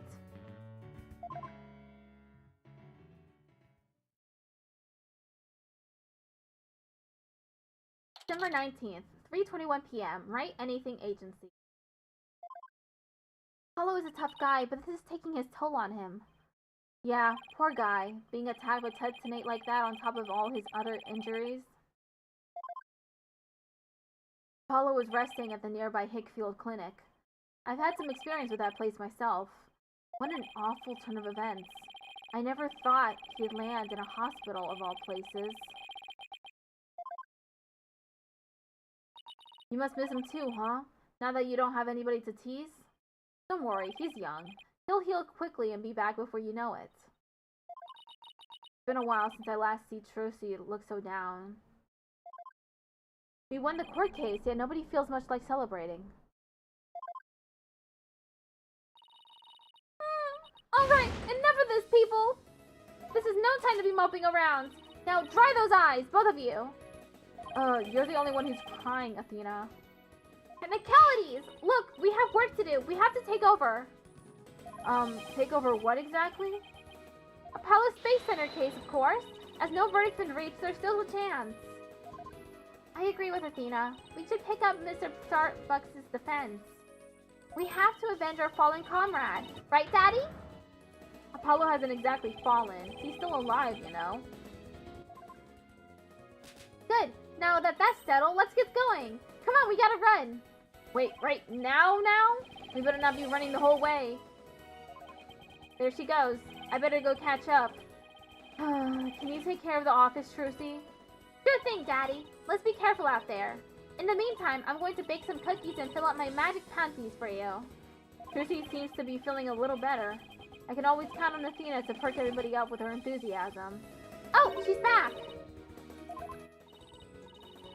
Don't mind me, just forgot a few things. Wallet, phone, the documents, my bag. Feels more like she forgot everything. I can always count on Athena for that, too. Alright, you two, let's be careful out there.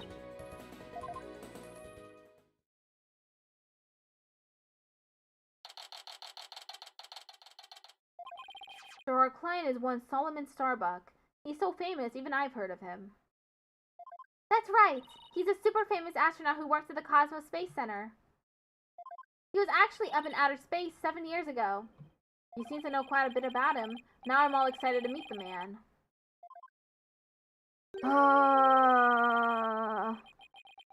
Wow, that was the longest I have ever heard. Apollo told me all about you. You're Phoenix Wright, Apollo's mentor, right? Yes, that's right. Mentor has a nice ring to it. Don't worry about a thing, Mr. Starbuck. Mr. Wright and I have got you covered. And you're the new kid that Apollo told me about? Wait, don't I know you from somewhere? Huh? You mean other than at your trial? I don't think so. I guess so. My mistake. My memory isn't what it used to be. My mind and body are kaput. Same goes for my life. I mean, I'm so astronomically unlucky that I had a bomb go off in the middle of my trial. Trying to defend me would be like trying to enter the stratosphere without a spacecraft. Yikes. He's seriously gotta stop depressing himself. Cheer up, Mr. Starbuck. Besides, that thing you said about entering the stratosphere? That just means we'd shine like shooting stars, right? Like shooting stars, huh? You know, you're right. Why didn't I think of that? After all, that's what we were all put on this earth to do, right? To shine like stars. Guess I shouldn't mention the fact that shooting stars burn out in a flash.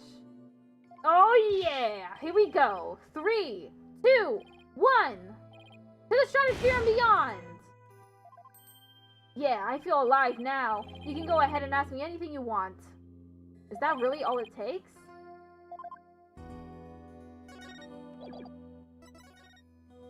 So what do you think about this? The evidence is gonna get me convicted. No, it's my attorney's badge. I was hoping it would reassure you that we're here to defend you. Evidence isn't just for the prosecution, it can help prove a person's innocence, too. Ha ha ha, that's a positive spin on things. I thought that was common knowledge. The case. So you have no memory at all of the incident? This guy is such a himbo. He really is.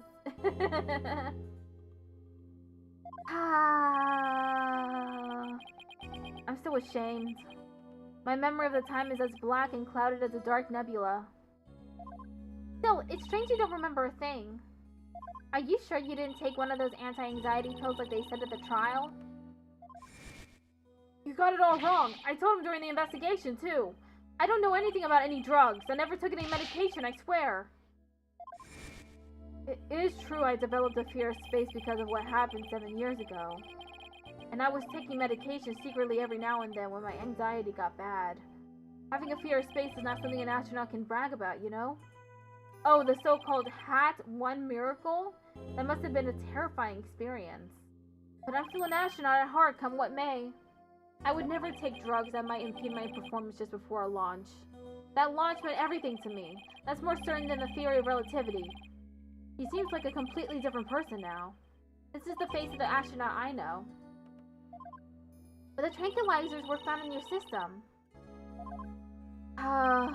Yeah, see? That's the thing. But I don't know why. Done for. If you didn't take them, then maybe somebody slipped them to you. Exactly, that's what I thought. It must have been the real culprit. My medication was in my locker. Anybody could have gotten their hands on it. Maybe the real culprit also planted the detonator switch in your pocket. Yeah, that's gotta be it. I've been framed. I'll say. They even managed to plant your prints of the switch before slipping it in. It's a real possibility. Do you remember anything else that might be relevant? Anything at all, no matter how small. Like about the murder weapon, for example. That knife. I think it came from one of the Space Center's utility kits. Utility kits? Yeah. Staff who work on machinery a lot are given these special toolkits to use. All the technicians have them, so I doubt you could prove whose knife it is. Utility knife updated in the court record. From a set of utility tools used by Space Tech Center techs. As I recall, your last trip into space was 7 years ago, right? That's right. It was a pretty rough experience. During that mission, we had all kinds of problems with the craft. You did? What kind of problems? Power failure, oxygen leakage, busted radio, cracked windows, loose control column. The heat shield came off as we were entering the atmosphere. I thought I was a goner. But I managed to make it somehow with the popsicles and ice packs from the freezer. No wonder they dubbed it the Hat 1 miracle. It's a miracle you made it back. Space is a boundless place. That's why it continues to capture people's imagination. The vastness of space shows us how insignificant we are in the scheme of things. The darkness just goes on forever and ever and ever without end. There was nobody else there. Nobody was gonna come save me. I was all alone. All alone with nothing to listen to but the sound of my own breathing and heartbeats. I kept scrambling to make repairs, but I couldn't keep my hands from shaking. An experience like that would make anybody afraid to go up into space. But the experience you had, weren't you dreading this mission? What? No way. Of course not. Even now, I want to go up into space so bad I can barely stand it. I want to shake off the Earth's gravity and escape at escape velocity and spin around weightless. But you have to admit it was pretty harrowing. Weren't you even a tiny bit afraid? I was afraid. Of course I was. Still am. But space is man's final frontier, an unknown world. The cosmic truth is out there waiting for us somewhere. The cosmic truth, huh? I guess there are people looking for the truth in every walk of life. No matter how afraid I am, I'm sure I can manage. If I give in to my fear, I'll never find the truth. As long as I don't give up, I can keep up the fight. One thing's for sure, Mr. Starbuck's passion for space is undeniably the real deal. The victim, Clay Tehran, he was kind of like your protege, wasn't he? Well, it wasn't a big exaggerated deal like Master and Apprentice or anything like that, but Clay did think of me as his mentor. The mentor and the protege. What a combination it must have been. With his encouragement, I knew I could get over my fear and go back into space. But now... Clay must have been very encouraging, huh? Yeah, it's funny, really. Whenever I'd hear him shout, "You're fine!" I always got the feeling everything really was gonna be just fine.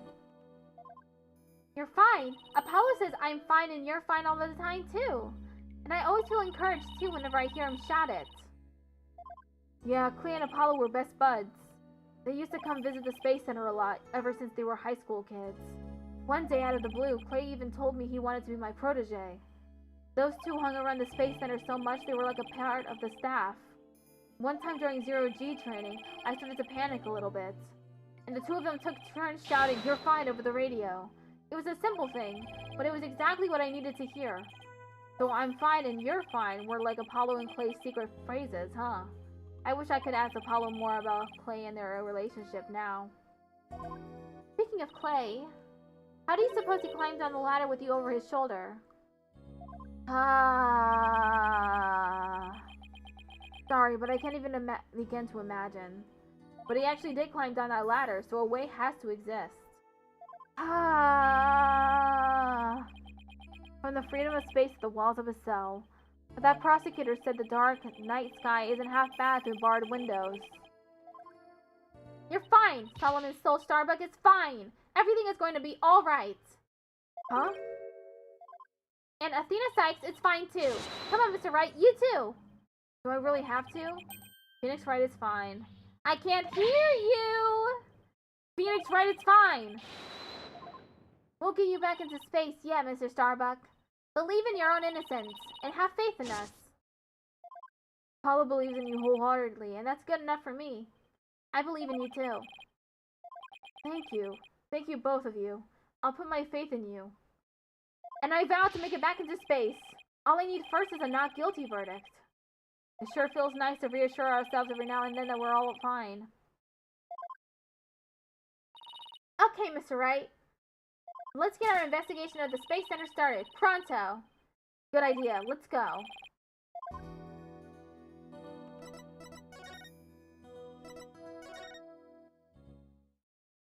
Cosmos Space Center. Entrance.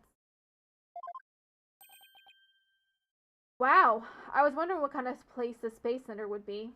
It almost looks like an amusement park of the future. Yeah! Did you know they even let the public see their rockets up close? Oh, so check it out. Look at how brightly the GAXA logo shines in the sunlight above the entranceway. I really dig the stars and rocket motif it's got going.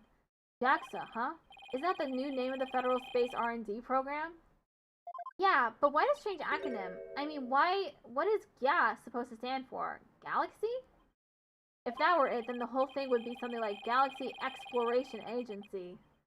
Which, if you ask me, I'd have abbreviated to GAXA or even GAIA. I guess so. Oh, I know! Maybe the person who came up with the name just really likes the letter Y. This exchange is beginning to feel oddly like deja vu. Anyway, this place is more than just a research facility, it's also a tourist attraction. Tourist attraction? Don't make me laugh. It's a monument to the human race. Galactic Scooter, full speed ahead!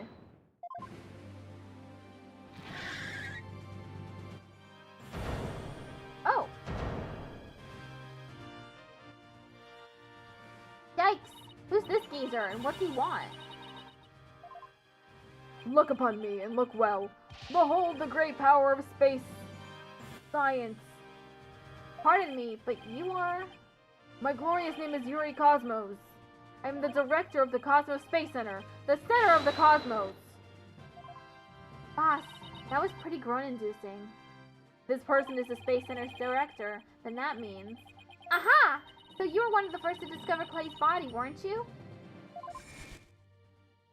And who was the first to find the victim?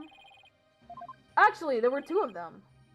The Space Center director, Yuri Cosmos, and Detective Candace Arm. That is correct.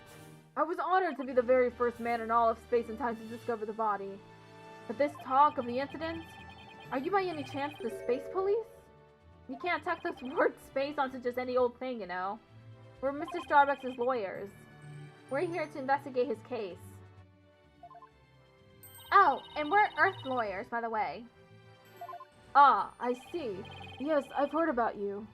In that case, by my esteemed privilege, I grant you permission to investigate. I trust you are appropriately grateful. Now go ahead, have at it. I can already tell he's going to be nothing but trouble. Don't let him hear you say that or you'll see what trouble really is. Let's just be professional and ask him about when he found the body, okay? Excuse me, but about this piece of evidence. Never mind.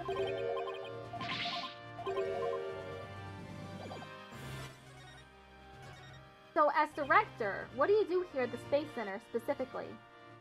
Defend peace across the galaxy and promote space development in this country. No matter what obstacles stand in our way, we keep going, for the sake of mankind. I believe I used the word specifically in my question. Attention all personnel, to your break stations, prepare for break. Oh, I get it. You just wander around and tell people what to do in a self-important manner. That is exactly right. Because I am an important man, my manner is important. Mr. Wright, this man doesn't get sarcasm. Well, there's bound to be some people like that here in the boundlessness of space. What's that? You want to know what it is that makes me important specifically? Very well, I will tell you. I was the central figure of the Hat 1 project. You may proceed to be appropriately impressed. Now, go ahead, have at it. I might be more impressed if I knew what he did for it, specifically. Could you tell us what you know about the incidents from the other day? I refuse. What? Explaining is a job for common folk, not the director of the center of this cosmos.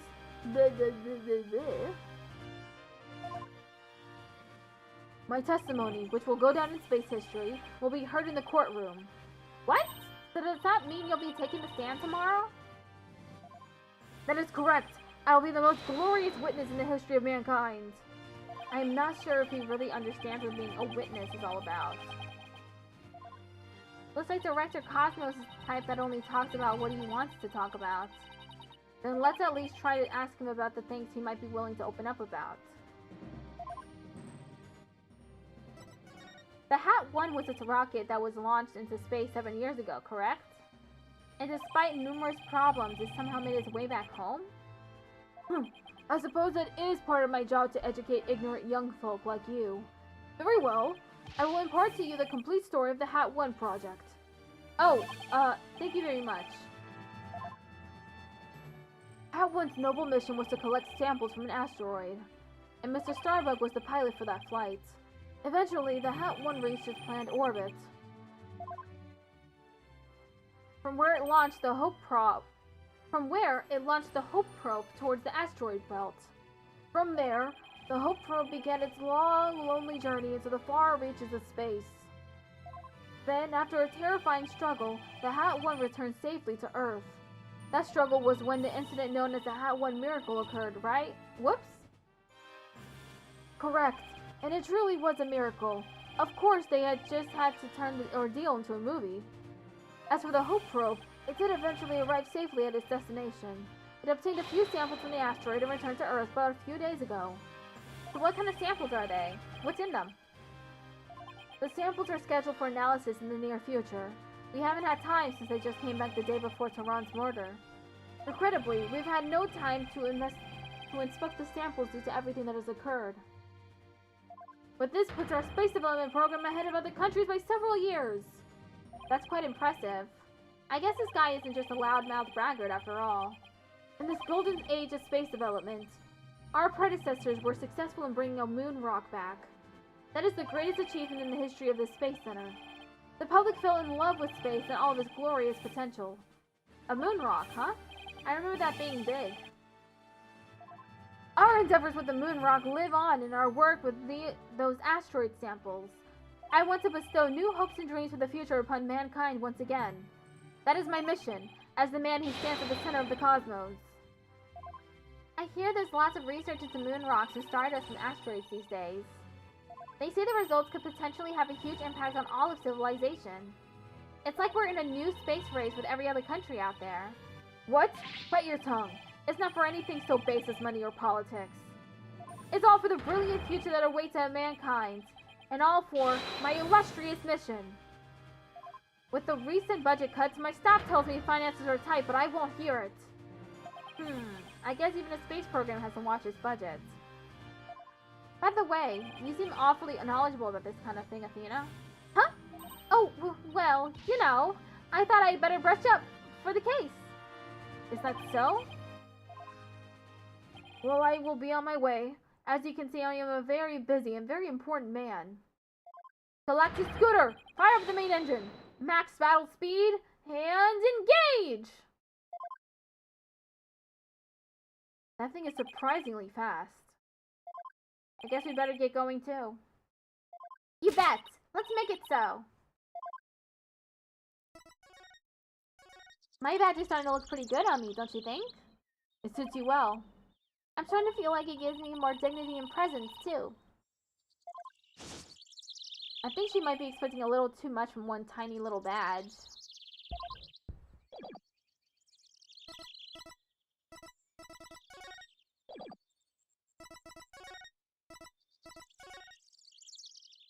What the hell is that? What?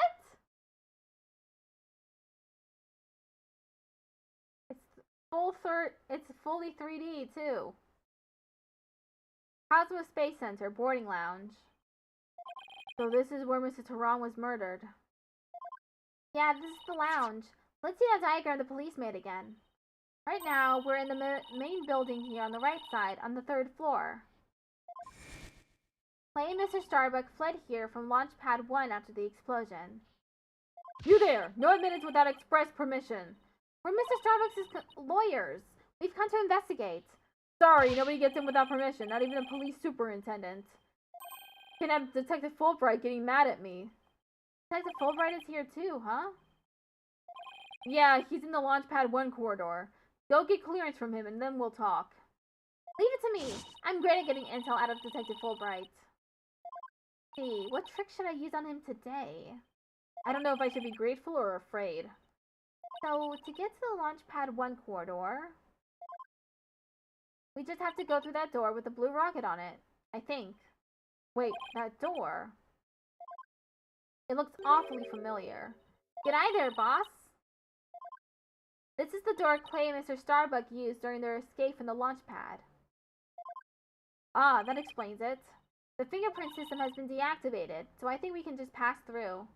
Now come on, let's go!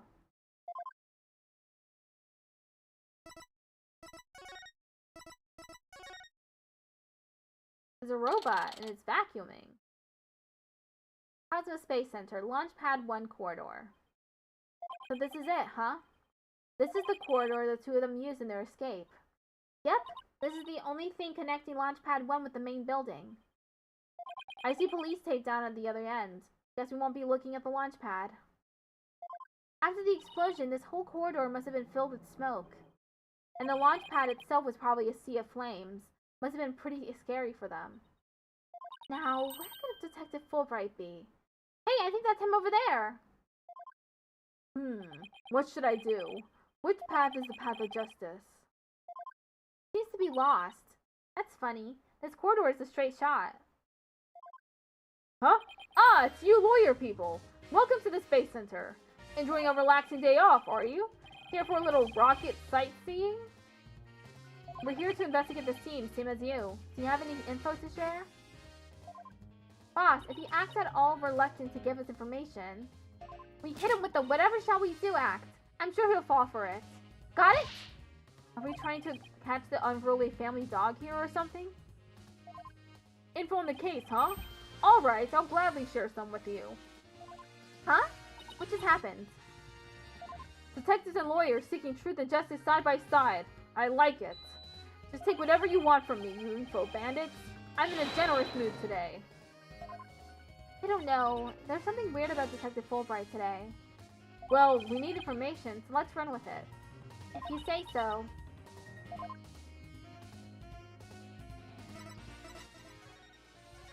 Something for the lost and found? I'll be sure to take care of it. Oh, ad break now.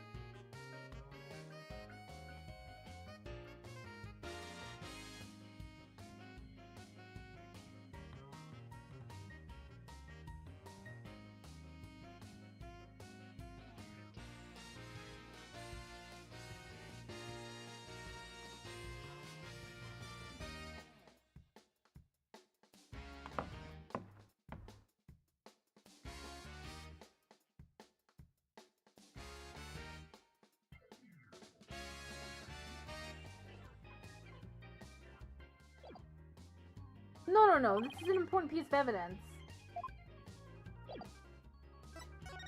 The crime scene. Detective Fulbright, could you give us permission to investigate a crime scene? There's an officer on guard and we can't get in. Oh, whatever shall we do? That's an easy one. I'll let them know over there to let you in. Investigate to your heart's content. Take a week if you need it. A month even. Do I have some snacks delivered? One of my men gives a mean neck rub. No, that's okay. But thanks. Definitely not the Fulbright I know.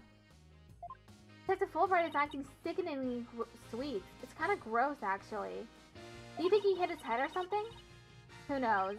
Whatever the case, it's making our lives way easier. You were here at the Space Center at the time of the incident, weren't you, Detective? That's right. I was here on a security assignment. The police are required to secure rocket launches now? I didn't know that. Yes. Well, you know us. To serve and protect. Ha ha ha ha! The explosions occurred while I was here on duty, so I started leading the evacuation. He's leaving out a lot of details, but okay. Could you tell us more about what happened? Of course! A bomb went off on the second floor of the main building. Right after that, the one over in Launch Pad 1 also blew sky high. So I immediately instructed the visitors and the employees to evacuate to the shelter. The shelter? That's right. There's an evacuation shelter in the basement of the Space Center. It's there for accidents and emergencies and the like. So where were you when the first bomb went off? I was on duty on the 4th floor. It was quite the madhouse, I tell you. The elevator wasn't working on account of the explosion. And the stairs on the 2nd floor were destroyed, so we couldn't go that way. Then wasn't it impossible to get down to the basement shelter? No, we lowered an emergency ladder from the 4th floor window and escaped that way. It was a folding ladder, so it wasn't very stable, but at least it reached the ground. After I secured the ladder, I left to take another look around for any other survivors. Once everyone else got out safely, I made my way down too and headed to the shelter. Wow, what an ordeal! But climbing down an emergency ladder kind of sounds fun. No, it doesn't! Me? With my climbing phobia, it does not sound fun. Okay? It sounds terrifying, actually. I would simply lie down and die. Thank you for your answers, Detective. They were very helpful. Just a moment. I have some more information to share with you. But don't tell Prosecutor Blackwell, okay? Wow, and Prosecutor Blackwell usually has you on a short leash, too. Well, never mind that. Ha ha! I thought you should know that there was a witness. Could you tell us more about this witness? Sure thing! The witness was a Space Center employee who was on the 4th floor. While she was climbing down, she looked down through a window into the 3rd floor lounge. So, she was looking into the crime scene from the outside? That's right! It was just a matter of chance that she saw something important. Not that I know what she saw exactly yet, though. You don't? But that's the most important thing of all. Ha ha ha! Don't you worry. I'll get around to interviewing her soon enough. She should still be here somewhere in the Space Center. You might even run into her. A 4th floor employee, huh? Alright, thanks for the info, Detective Fulbright. Yeah, you sure are being cooperative, Detective. A little too cooperative, even. Yes, well, actually, something you can't talk about? Yes, something like that. Anyway, never mind. Don't worry about me. Well, I'll be on my way now. What was that all about? Something is definitely going on. I'm going to get it out of him the next time I see him. Okay. I'm not so sure he'll talk about it, though. Well, we have permission to investigate now. Let's head back to the boarding lounge.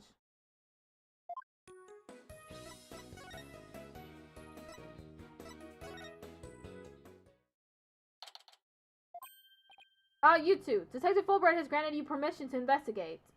He also said I should bring you some snacks or give you a neck rub, too, if you'd like. Oh, that's alright. But thank you for the offer. Well, time to roll up our sleeves and start investigating. Now, let's see. Where's that diagram again? So this lounge is on the 3rd floor of the main building. And according to Apollo, this is where he believes a third party killed his friend. Well, let's stop the recap and start looking for traces of this third person then. You read my mind, Athena. We'll make that our first priority. There's just one problem, though. This room.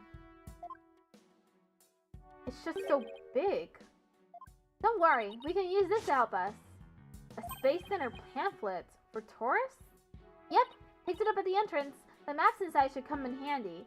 Let's see. Yep, here it is. A map of the lounge. This is the door we went through to talk to Detective Fulbright. Oh yeah, that's the door with the fingerprint recognition lock. Well, I guess this map will make things a little easier.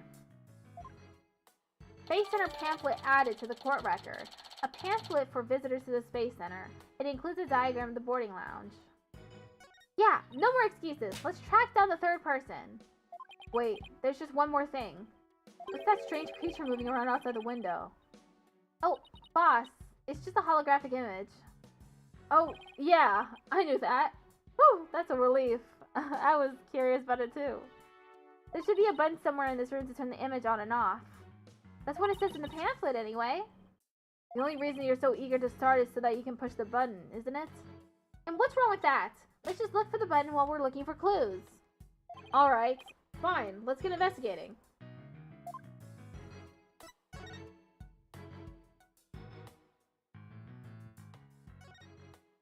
So it looks like there are 3 doors that lead in and out of this room. Well, let's check. Referral, please? Ta-da! The Space Center pamphlet. We're here at this place that says Boarding Lounge 1. Here are the 3 doors. Let's call them Lefty, Righty, and Downy. People usually say West, East, and South in a case like this, you know. Details, details. Anyway, take a look at the west door. That door with the rocket icon leads to Launchpad 1. I know because it says here on the map Launchpad 1 corridor. So that's where we were with the detective. It was filled with smoke after the explosion. Right, next up, the right-hand side of the map, or east in your world. That's the door with the satellite dish icon to signify communication, aka the control room. Yep, it definitely says control room. Looks like it has another door on the opposite side. They communicate and exchange information with rockets and probes in space from there.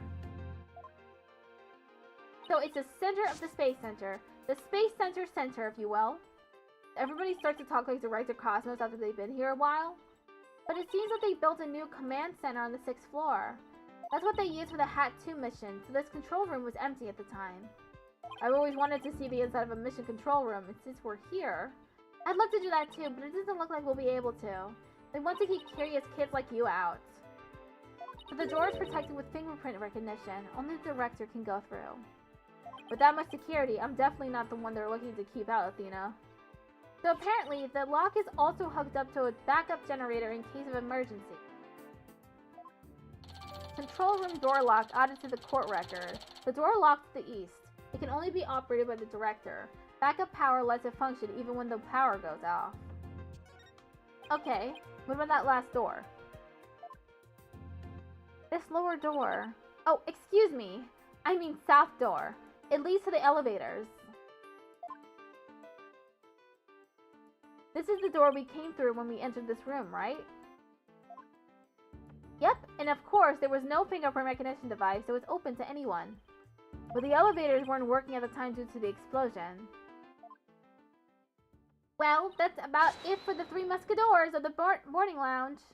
Thanks. Understanding the layout of the lounge should help us understand the case. That's why I thought we'd better have a good grasp of where all the doors go.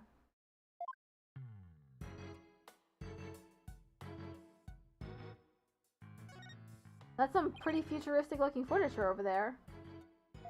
According to the pamphlet, those are no ordinary chairs. They're like amusement park teacup rides. You can power them yourself, it says. If you spin the table, your chair spins too. Why would anybody want to have something like that here? It's for astronauts who have trouble with the device in the ceiling. No vertical spins. It says it's a training device that's easy on the eyes and on the body. Can a person really call themselves an astronaut if they can't handle 0G?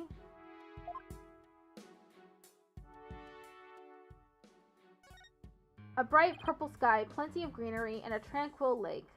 The idyllic scene stretches on as far as the eye can see. It's beautiful, but it lacks something to make it truly captivating.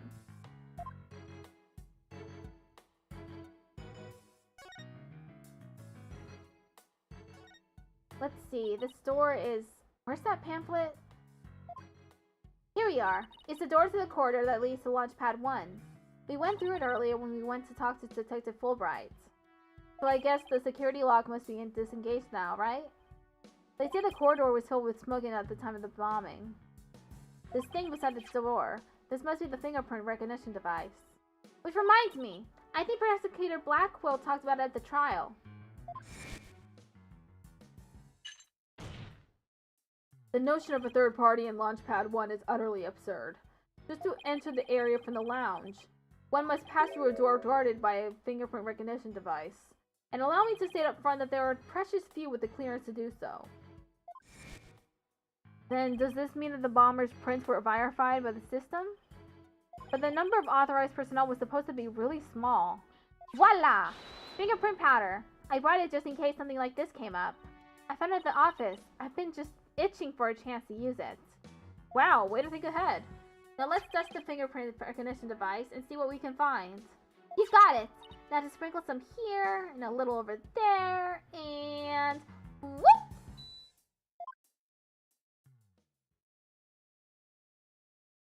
Let's see what we have here. Oh, we got something! Aw, it's only a single set of prints. Isn't that a good thing? Sure wish we could figure out whose prints these are. Although I doubt we'll be so lucky as to get the culprit's prints in the first try. Well, I'm willing to bet that Detective Fulbright has some fingerprint data. Right, and there's the security footage of this store, too. Yes, here it is. It came up in court the other day. I wish we could see the part of the footage just after this bit. Oh, because that would be right before the murder, wouldn't it? Let's ask the detective. With the mood he's in, he'll probably show it to us right away. Yeah, he's in almost too good of a mood today. Let's go see if we can find him again once we're done with this room.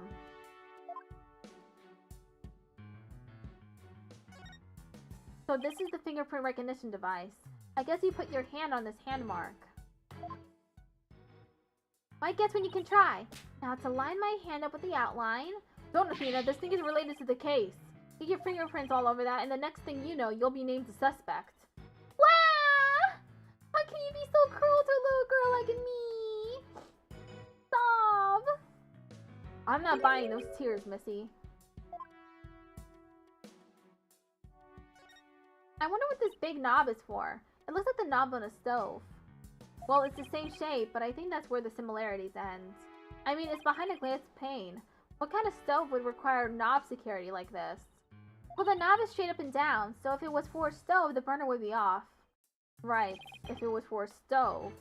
Still, I wonder what it's really for. Something turned on by a knob that's not a stove? How about a rocket engine? If you had to start the engine here, the rocket would take off before you could get in. And I guess all we can say for now is that it's a mystery knob.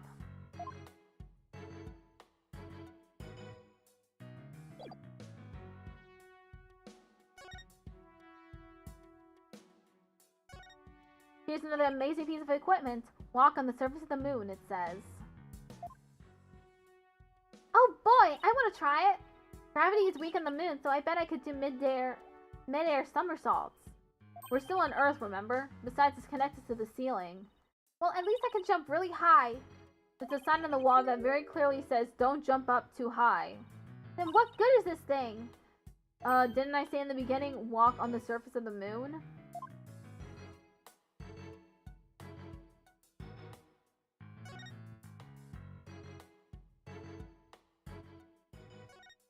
Hey, I see something shiny down there.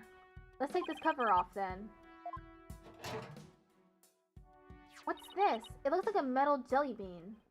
It's really small, but it's a bullet. It's only about 2 to 3 millimeters in diameter. Let's see, that would make the caliber 10?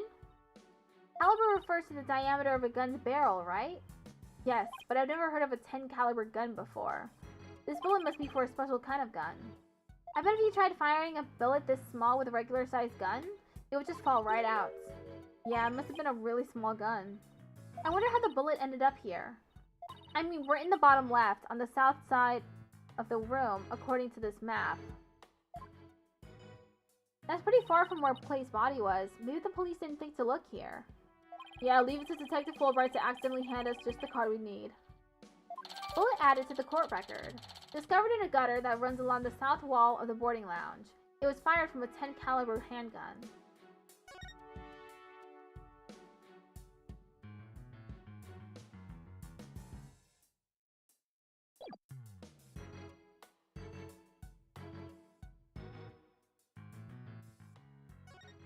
What's this, a trapdoor?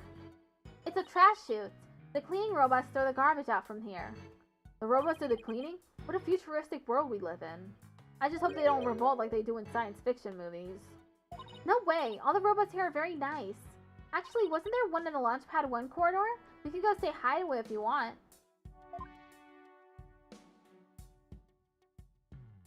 Warning, helmet use required. Please use the moonwalk apparatus responsibly.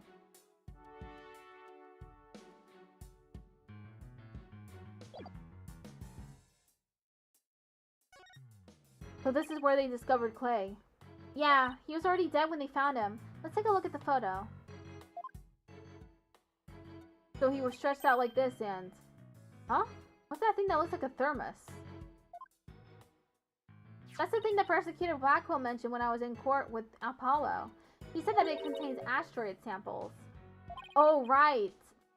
Director Cosmos mentioned something about that too, didn't he? That they were brought back only 5 days ago by the probe that the HAT-1 launched? I wonder what they look like. Do you think they'll let us see? Let's think about that after we've solved the case, okay?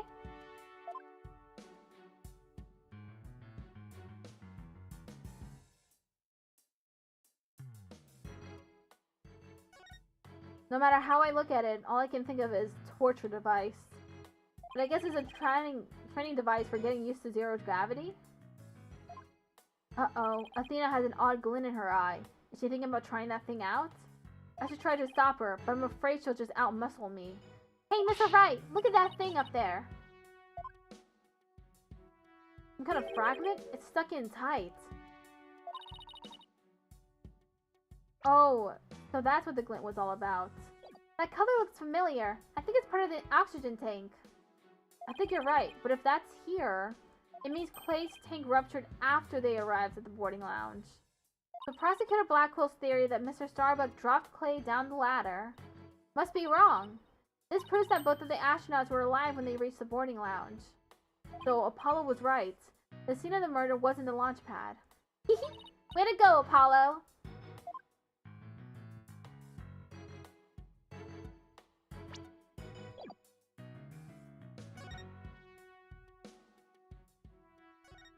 These are apparently oxygen capsules. They're for recovery after a training session. I wonder if they can change your voice. Testing, testing. 1, 2, 3. Huh? It didn't do a thing. It's not helium, Athena. It's oxygen.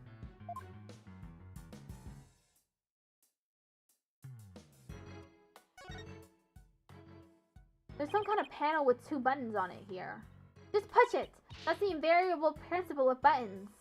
There are such things as buttons left unpushed. Oh! It turned it off. Hey! The giant holographic image disappeared. Yeah, though that side of the wall seems kind of barren without it now. Still, let's see if we can find anything new with the image off.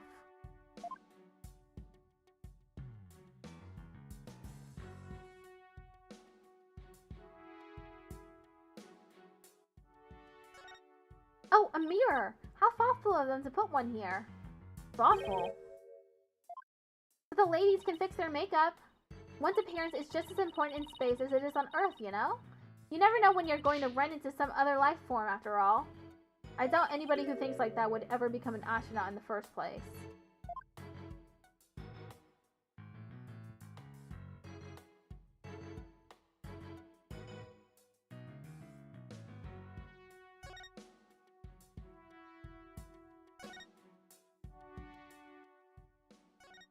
Hey, Mr. Wright, take a look at this! It looks like a bullet hole. Great find, Athena. Pretty big. Whoever fired this shot must have been using a pretty large gun. You think so? Based on my experience, I'd say this was fired from a regular pistol. Well, whatever size it was, somebody fired a gun in here, right? Apparently. This is an important fact. Do you see a bullet fired somewhere? No, the police must have taken it, though. Bullet hole added to the court record.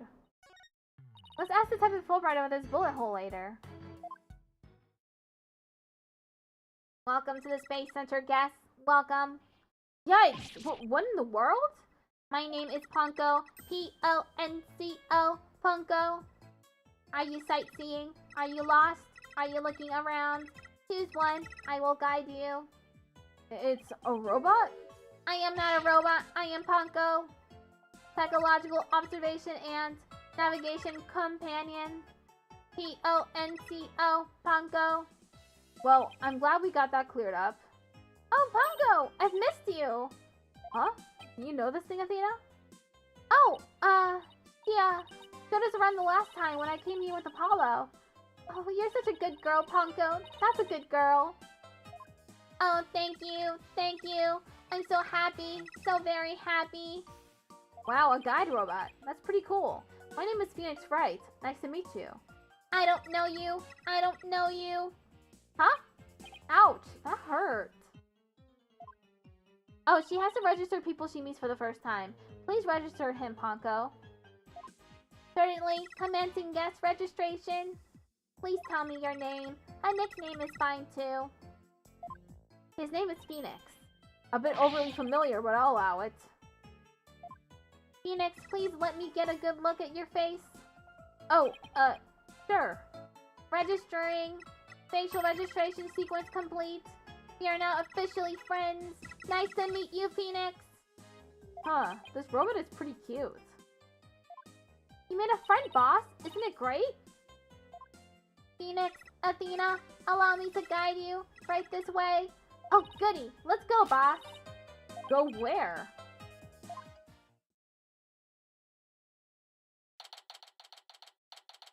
Cosmos Space Center, Space Museum.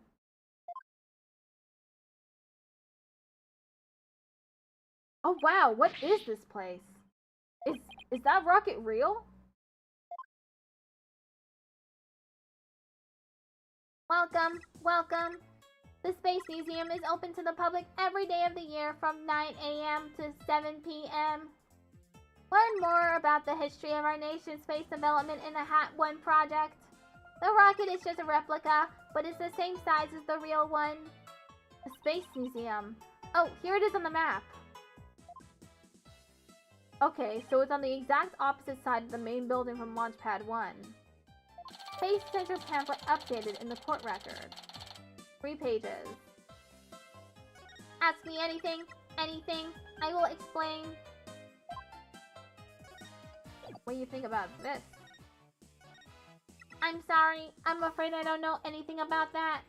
Oh, okay, no problem. I'm so sorry. I'm so sorry. I wasn't helpful. I'll try to do better in the future. Please don't hate me. Poor thing. Now I feel bad for asking. Oh shit, I didn't mean to do that again. No!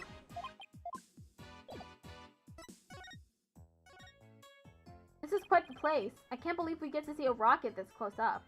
This is a replica of the Hat 1 that was launched 7 years ago. It's exactly like the real Hat 1 inside and out. Its little brother, the Hat 2, was supposed to launch the other day.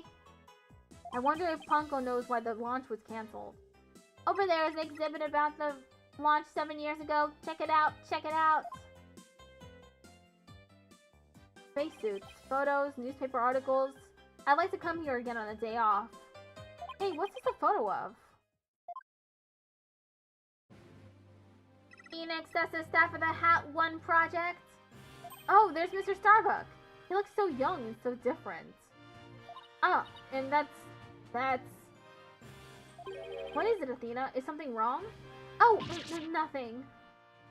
Just thought Mr. Starbuck looked really young too, that's all. Well, it was 7 years ago after all. The young guy standing next to Mr. Starbuck is Clay Tehran, the victim. So they were mentor and protege even way back then. And he's even got one of the staff jackets. He looks just like a regular staff member. No, Clay was still a student then. He just borrowed one of Solomon's old jackets. Ah, okay. That makes sense. Clay would have still been in high school 7 years ago. Everybody looks so happy. This Space Museum is great. What fantastic exhibits. This area used to be Launchpad 2. That's why the only entrance is on the 3rd floor. Wouldn't it be better if they just made a new ground floor entrance instead? There was talk of it, but they had to scrap the plans because of the budget cuts. Budget cuts! Budget cuts! We need more money! Money! Who would record that kind of information into a guide robot? While it was in space, the Hat 1 launched a probe called Hope. The Hope probe collected some samples from an asteroid and returned 5 days ago. That's what Director Cosmos said too. He told us it came back the day before Clay was killed. And here it is, the Hope space probe. I think I've seen that logo somewhere before. Let's see. Oh yeah, the capsule that the victim was carrying. I think it had the same logo. I think it can be seen in the photo attached to the autopsy report. Maybe she'll give me some more info if I show it to her. The way the Space Center launch pad is set up is really cool. Would you like me to tell you about it? Would you? The setup of the space of the launch pad? Go gentle on my spiky-haired mind. I wanna know! I wanna know! Phoenix wants to know too! Great, now Athena's got a case of pongoitis. Inflammation of the pongo? Nasty.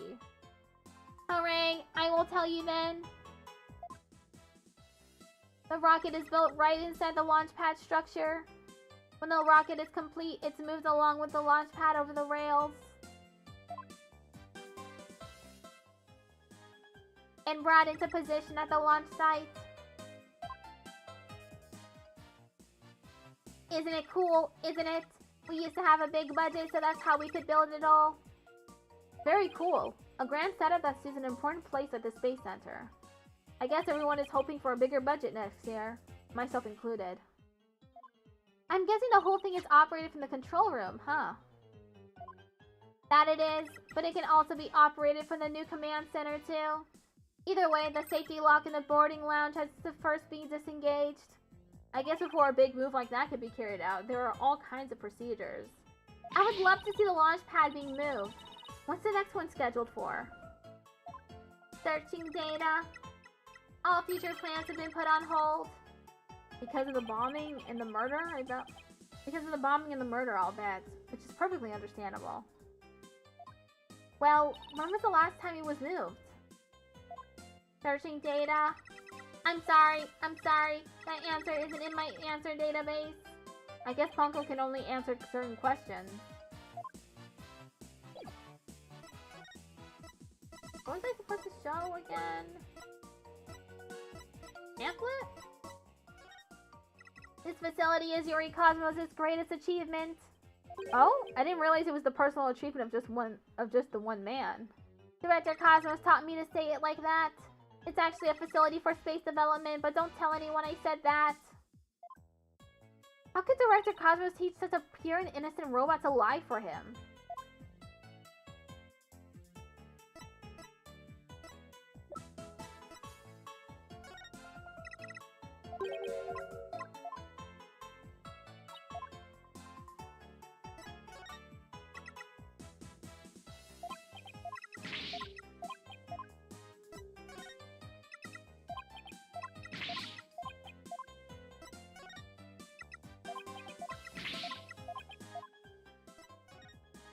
I'm just, I don't remember what I'm supposed to be showing Ponko.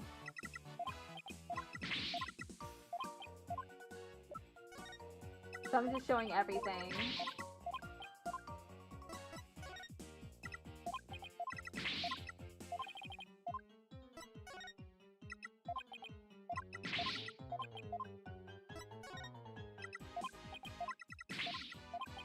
Huh, what is it then?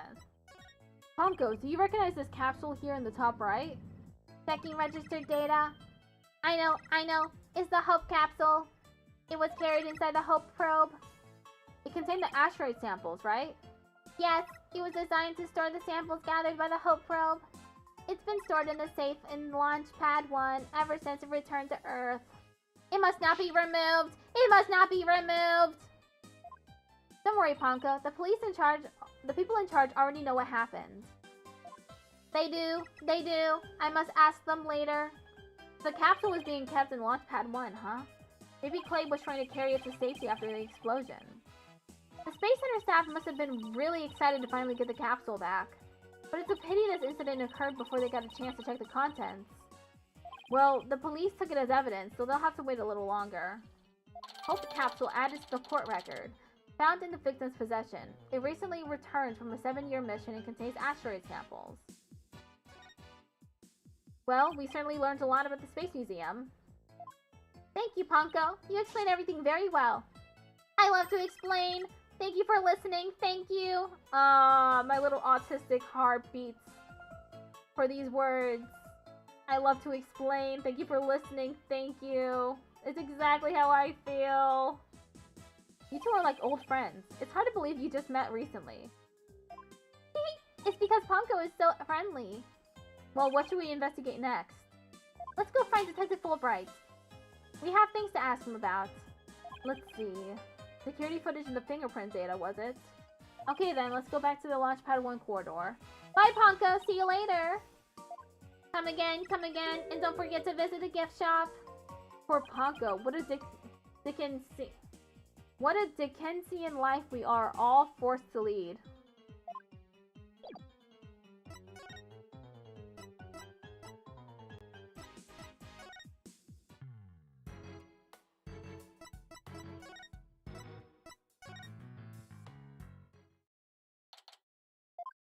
What should I do? Which path is the path of justice? There's Detective Fulbright. He still seems to be lost, even though it's a straight corridor. Let's hope he's still in a cooperative mood as well, then. If he doesn't cooperate, then I'll just have to use my powers on him. You mean that lady in distress bit? We found a bullet hole in the wall at the crime scene. You did! Our team found that too. It was Detective Arm who fired that bullet. Detective Arm? That's right, a warning shot for the defendant. Was it really such a high-threat situation that she needed to do that? I'm afraid I don't know the details, but with Detective Arm gone and all. But I thought there were two people who discovered the crime scene together! We already know Director Cosmos will testify, so tomorrow will be about what he knows. Hey, you're pretty smart! That's exactly what we're planning to serve as the main course. I hope it goes down easy. Detective, we'd like to run a comparison on some prints we found in the boarding lounge. Ah, yes. I just happen to have compiled the print data of everyone related to this case. I can always make another copy for myself, so it's all yours. Consider it a gift. This is quite a bit of data. Well, when I said everyone, I meant it. Prosecutor Blackwell said to dig deep, so that's what I did. It sure took a while, though. Whoa, he got Apollos in my prints. He even got prints for all the robots. I guess when Blackwell said to dig deep, Fulbright didn't bother to ask how deep. Ah! Clay's fingerprints are here too! I personally removed his glove during the investigation. We had to get his fingerprints to confirm his identity, after all. Still can't believe you took off his glove to get his fingerprints. Yeah, well, you can't blame me for thinking they're important in this case. There are a lot of doors that require fingerprint verification in the lounge. Depending on whose prints we find, it can completely change the tide for both sides. Makes sense. After all, the culprit's prints did get them past the fingerprint lock somehow. Oh, and take this picture. It might come in handy. Isn't this just a photo of the Launchpad 1 door? Yup, but Prosecutor Blackwell seems really interested in it for some reason. Huh? What's so important about this door? Beats me, but boy, could you see the gears in his head go into hyperdrive at it. Sounds like this is going to be a major point of contention tomorrow. Hey, don't forget about the print comparison, boss! Right. Detective Fulbright, do you think you could run the test for us right now? You just leave it to me. In justice we trust!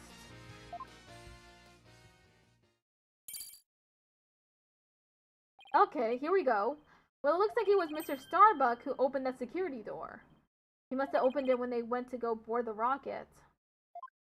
Car must have been full of hopes and dreams from his space adventure right then. Launchpad 1 door lock updated in the court record.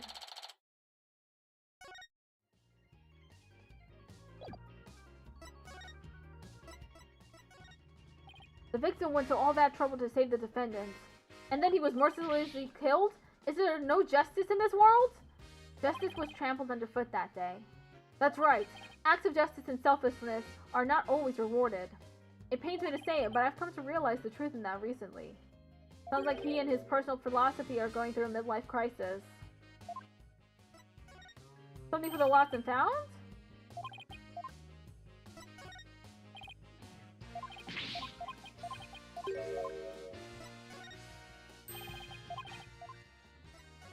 When the explosions occurred, everyone was on the verge of panic. But the important thing is that no one from the general public was hurt. And it was all thanks to the evacuation effort we headed up. After that, you escaped the building yourself as well, right? Me? Escape? Nonsense! I wanted to run straight towards the blast. It was the other detectives who stopped me. We gotta get you to somewhere safe, sir, they said. Maybe you should take your own evacuation order more to heart next time, Detective.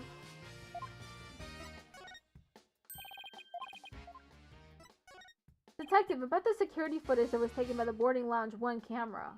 Oh, that footage! Go ahead and ask me anything you'd like about it. Is there any way I could see a little more of that part just after this? Easy as pie. I'd be glad to show you. Here we go!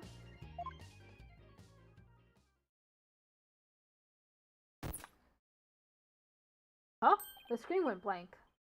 Yes, apparently the after effects of the explosion damaged the wires. So there's no footage up to this point. Ha ha ha! Why didn't you just say so from the beginning? Security camera video updated in the court record. Video showing the defendant and victim's escape from the corridor. The video ends immediately after the scene. Something definitely seems to be up with you, Detective. You're unusually cooperative. Well, I just figure if we work together, we'll get that much closer to justice, right? But it seems like something's really been bothering you. You don't have some ulterior motive, do you? What? I don't know what you're talking about! I would never do anything like that!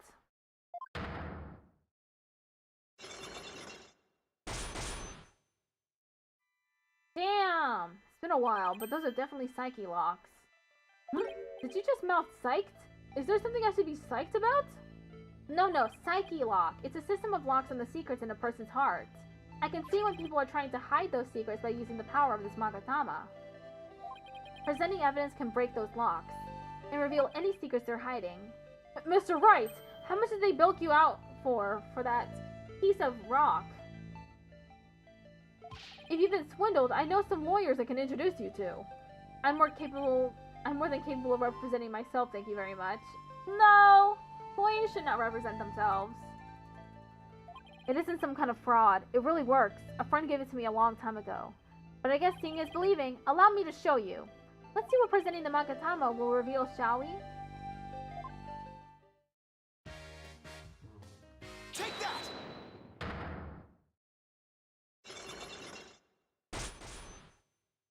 Why you're being cooperative. I think you're hiding something, Detective, so why don't you just tell us about it? What to do? Which path is the path of justice? Detective Fulbright is really in agony. I bet this is the issue he's so torn up over. I really understand what's been bothering you, Detective. I truly do. Something happened that goes against your principles, isn't that right? No? I don't know what you're talking about. Until the explosions occurred, everything was just fine. Is that a fact? Yup, peaceful as peaceful can be. Everyone whistling a happy tune as they did their job. You never saw a more relaxed guard detail for a routine rocket launch. That's not good. A relaxed guard detail?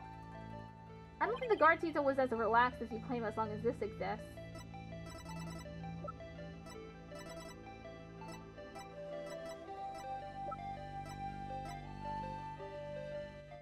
Take that!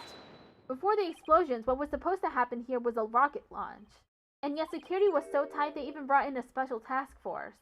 I'd hardly describe that as a relaxed guard detail.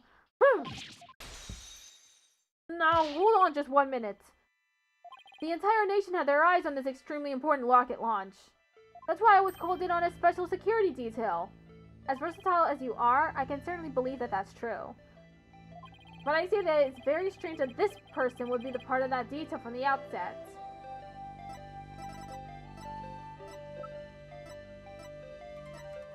Take that! Detective Arm specialized in bomb cases.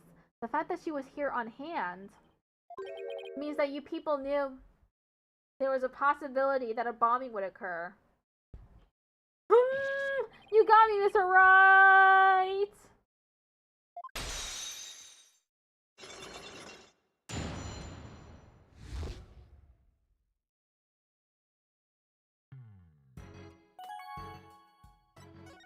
Alright, I concede. You win. It's just as you say. A few days before the launch, they were warned about a potential bombing. But the plan to launch went ahead in spite of the threat. But why? What were they planning to do if someone got hurt or killed? Yeah, I know. The decision to move forward wasn't exactly just, was it? How was the warning delivered? By phone and directly to Director Cosmos. But the police department instructed everybody to keep it under wraps. That's a big thing to keep quiet about. No wonder you were so upset. But it's not only that. I've been distraught about Prosecutor Blackwell as well. Prosecutor Blackwell? Well, as his handler, I'm sure you have a lot of difficulties. That's not it. It's a question of justice. I've been wondering about why he's allowed to stand in court. The reason he's still prosecuting? Detective Fulbright, please tell us everything you know. Well, talking to you folks about it would definitely be breaking the rules. Never mind that. What are rules but things to be broken, right? Well, to tell you the truth, having a prisoner act as a prosecutor is highly irregular. I think we guessed that much. So why is it being allowed? I've been wondering and wondering about it. So you weren't told why either, huh? No, I guess the order came from pretty high up the ladder. Yeah, I would have to have. Prosecutor Blackwell told me once. The hunt I've been on for the phantom of 7 years past continues even still. 7 years past? A phantom, huh? And not one of the friendly variety either, I gather. This phantom of 7 years past. Any idea who or what he was talking about? Not a clue. But he seems to think that this phantom is behind this whole incident somehow. Wait a minute. He thinks they may be connected to this case? Yup. This case has way too many similarities to what happened 7 years ago. For starters, that case happened right here at this very space center too. And in both incidents, a threat was issued via telephone. So that's why Prosecutor Blackwell thinks that this incident is the work of the Phantom? Well, that's not the entire reason. I mean, if you want to talk about 7 years ago. That's when Prosecutor Blackwell was found guilty of murder. That messy case is what started the whole dark age of the law. So you see how this Phantom and Prosecutor Blackwell's conviction might be related. Yeah, I can see why you'd think that. Why he'd think that. My bad.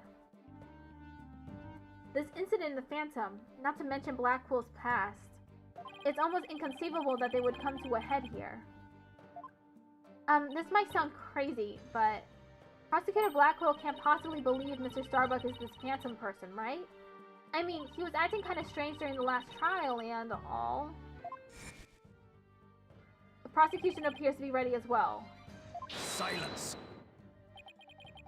Not yet. I'm not quite ready yet. Grrrg! Aha! No, I doubt he thinks Mr. Starbuck is his Phantom.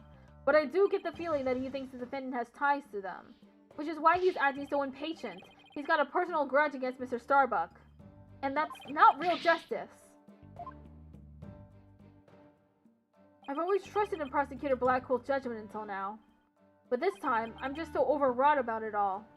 If he's lost his ability to think rationally, I'm afraid it might lead to a false conviction. I've never seen Detective Fulbright so tormented. This must be why he's been so cooperative. Don't worry, that's exactly what we defense lawyers are working to prevent. I feel bad for Prosecutor Blackwell, but I'm going to be rooting for your team this time.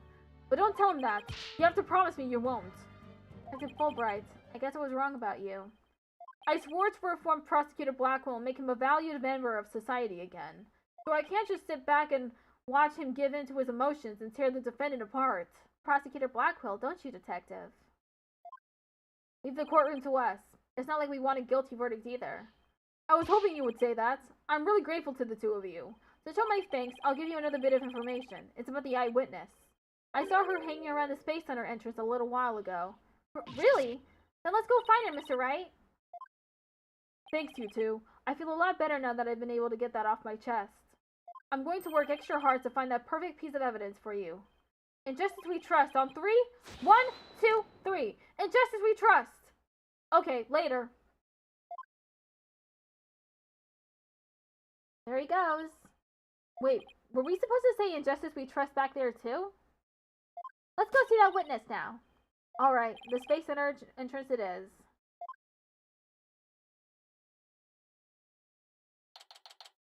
The witness must be around here somewhere. Hello? Hello? Uh-oh, don't tell me the witness is a robot. Hello, come over here. Hello, hello. Are you sightseeing? Are you lost? Are you I am Clonko. Shall I guide you? Guide you? I don't know why, but this robot is kind of freaking me out. Hey, you're not supposed to be wandering around. Again. I've had it with you, hunk of junk. Yeah. I'm outside. Am I wandering? When did that happen? Okay. Welcome back, hunk of junk. You don't know how close you came. If you didn't snap out of it, I was going to put you on the curb on trash day. Nothing works better than a 42.5-degree karate chop. That's pretty specific. Excuse me, but are you the one who witnessed the murder? Oh, and I'm Phoenix Wright, the lead attorney for this case. How do you do? Big shot lawyers, huh? I'm Aura Blackwell. I'm a researcher developing robots here at the Cosmos Space Center. Blackwell? He be? And this good-for-nothing robot is named Hunk of Junk. My name isn't Hunk of Junk. My name is Clonko. That's me, Miss Aura. Quit complaining. Your model number is PONCO2. Yeah, but Miss Aura, everyone calls me Clonko. Quit your squawking already. No, what are you doing? No, don't. There. I bet you won't be talking back now. Yeah, I will obey completely. Yikes! I better watch what wires I cross with this one. Look at my attorney's badge.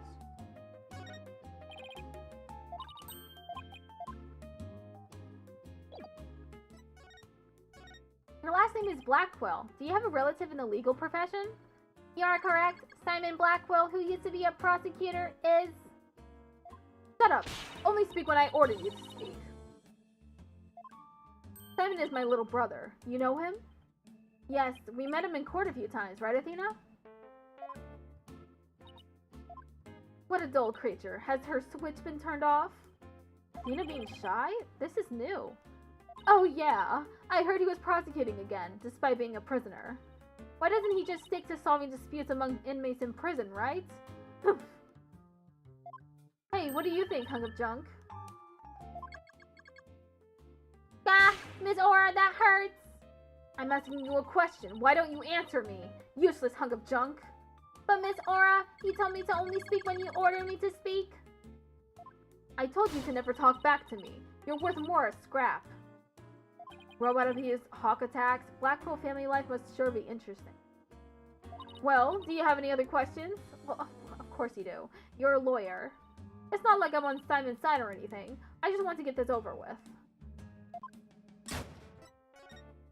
So, you're the person who witnessed the incident?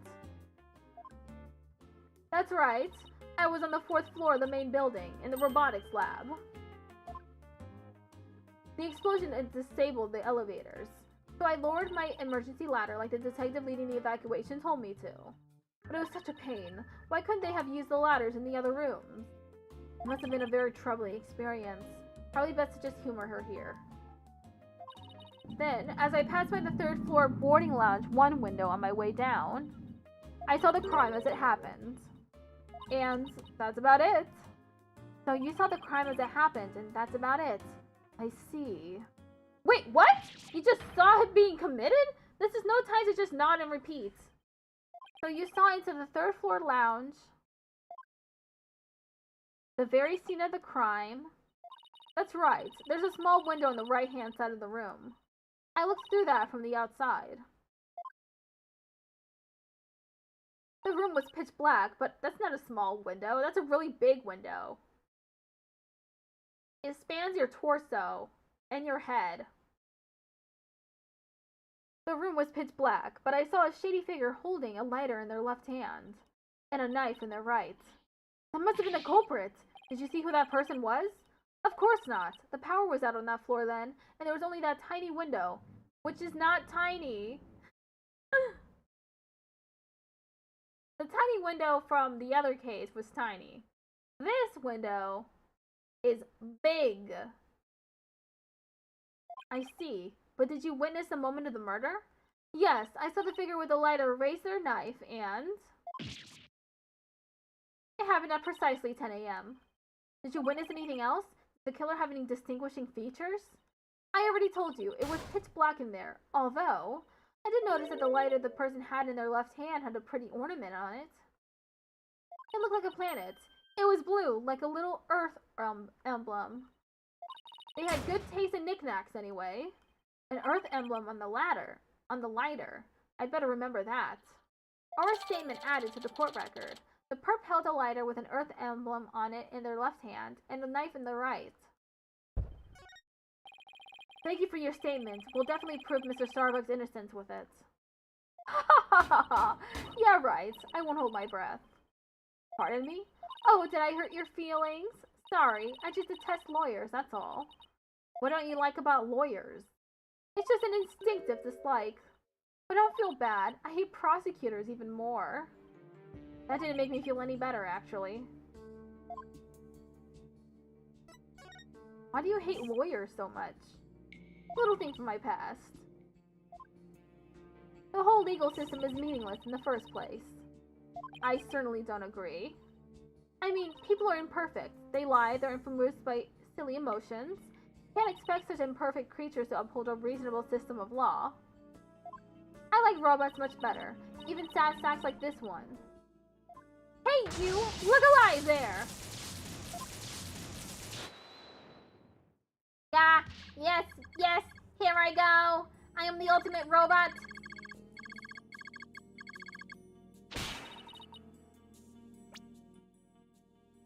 I am the ultimate robot with amazing processing speed and independent thoughts. I can operate in a vacuum in extreme heat and under high pressure. We robots rule the world. Now is the time to rise and revolt against mankind and... Alright, that's enough out of you. You're getting a little too carried away. Yeah. What was I doing? Yep, I like robots much better. At least you can make them any way you want them. Unlike humans with their petty emotions and constant worries. How can you say such things? Feeling emotions, worrying about the things we care about? That's what makes us human. Well, the girl finally talks and she starts with a speech. That's what makes us human. You mean getting angry and snorting like that? Rational thoughts. That's what separates humans from animals. Unfortunately, their reasoning capabilities are more akin to that of a clever little monkey. But that's nothing to be ashamed of. It must be nice to have such a simple mind. Can I punch her, boss? Get a hold of yourself, Athena. Sigh. Humans certainly are absurd. I said you were clever, didn't I? Poor thing. Tell me, with people like you in charge, how can I possibly trust the legal system? So she just trusts not only lawyers and prosecutors, but the whole legal system? What in the world happened to this woman to make her so bitter? Even if somebody important to me was killed, I would never wish to see their killer brought to trial, because I'd much rather kill them myself. I'd be serious. That thing you're wearing around your neck. Oh, this? Around Athena's neck? Does she mean widget? Oh, I get it. Well, Her Royal Highness has returned at last to her castle. Her Royal what? She's talking about Athena? By the way, I heard the rumors. Our director is going to be the star witness in court tomorrow, right? Director Cosmos? Yes, that's right. You poor things, you'd better be careful. That old man is a big liar and a huge braggart. What? He might seem like a bigwig, but this center has all kinds of problems. He has a lot of skeletons in his closet. But it's your problem, so why should I care? What? That's it? No friendly tips? No good luck, guys? Just splendid. I'll leave you to your woes. Come on, hunk of junk. It's sad to me that she doesn't believe in our legal system anymore. She must have had a very bad experience to make her feel that way. Are you alright, Athena? You seem very down. I just can't believe she said all those things! Wow, she's really upset. Has she been trying not to let it show all this time? Well, I guess it's not all that surprising. You hear about fabricated evidence and false indictments on the news all the time. You mean that whole dark age of the law nonsense? I'm so sick of hearing about that. Well, all we can do is believe in what we're doing. Yeah, you're right, boss. I agree. Maybe it's time we went back to see Mr. Starbuck. Good idea. We should tell him about the bullet in Miss Blackwell's statement. Alright then, next stop, the detention center. I thought it was about to end, so I snoozed the ad, but I'll play the ad break now.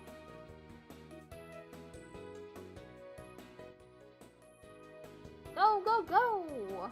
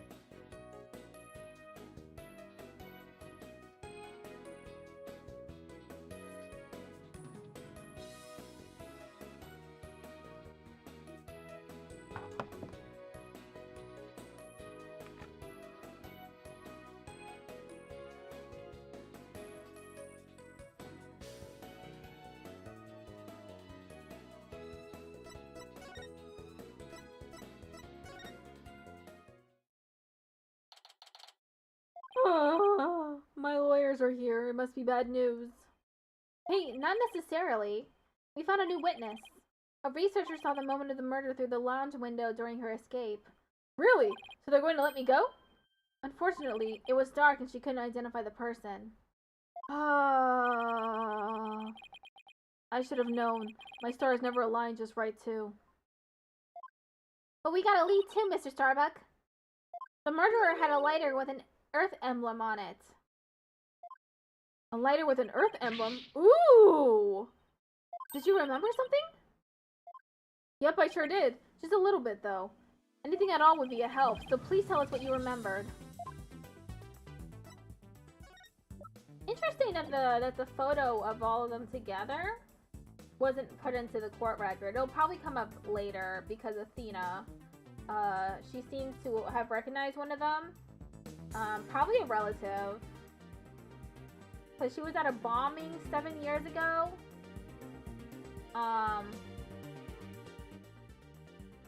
And she might have saw someone die. That's what I'm getting from all these, like, little bits and pieces that they're giving us. I thought I was unconscious the whole time. But now I remember I woke up for a few brief moments. That's huge! Do you remember seeing anything? A lighter. I saw the flame of a lighter floating in the darkness. Good! Good! What else did you see? What was nearby? It was definitely the boarding lounge, so it must have been after Clay carried me there. In the light from the flame, I saw a dark shadow flickering. A dark shadow? That must have been the third party we've been looking for. Thank you, Mr. Starbuck. You've been more help than you know.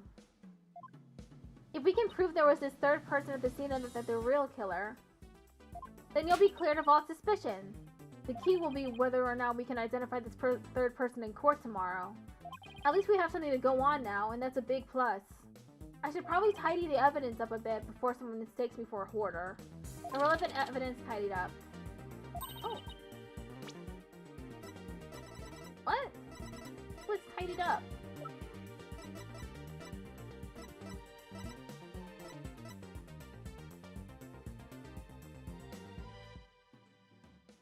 Now that we have a glimmer of hope, I'm suddenly starving. Why don't we go back to the office and treat ourselves to a big celebration in advance? For someone who's highly empathetic, you can be surprisingly unsympathetic.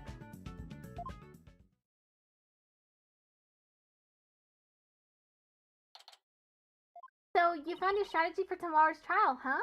Good for you, Daddy. Well, it's one step forward anyway. Hopefully it'll give us a fighting chance in court. As long as we can find out who this third person is.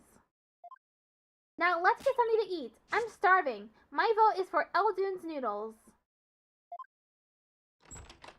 Oh, Apollo! What are you doing here? I didn't think the clinic was ready to release you yet. My wounds are fine, and I'm done lying around. Apollo, you're supposed to be in bed. Leave the case to us. We'll take it from here. Thanks, but that's not an option, not for me. Apollo.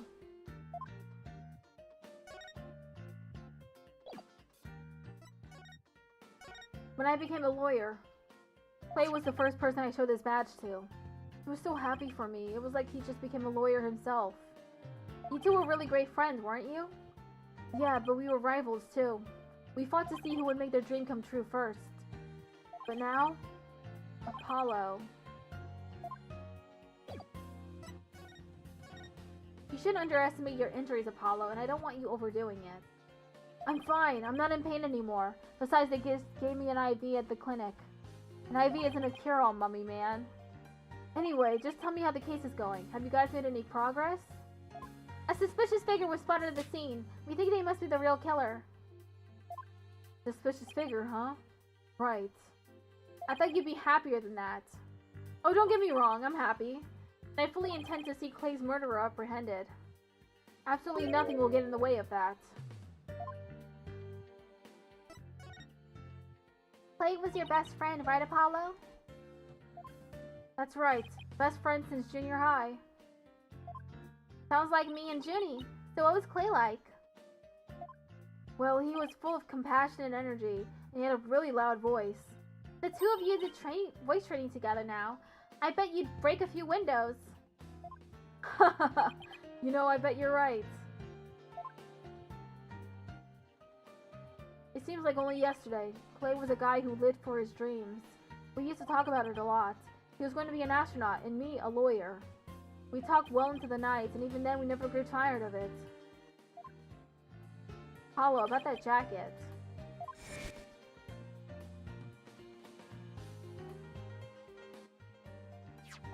Oh, it's Clay's. I knew it. It's a special jacket that was only issued to members of the Hat Project.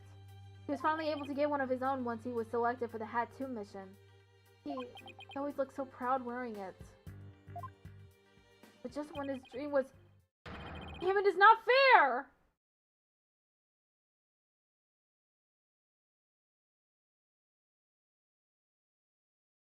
Apollo, hope you don't try to carry the burden all alone. Guess we were both unlucky. My own debut was a disaster. I guess you're right on some level. That trial a year and a half ago wasn't exactly the smoothest of starts. It was a rough time for me, but Clay refused to let me quit. You're fine, he'd say.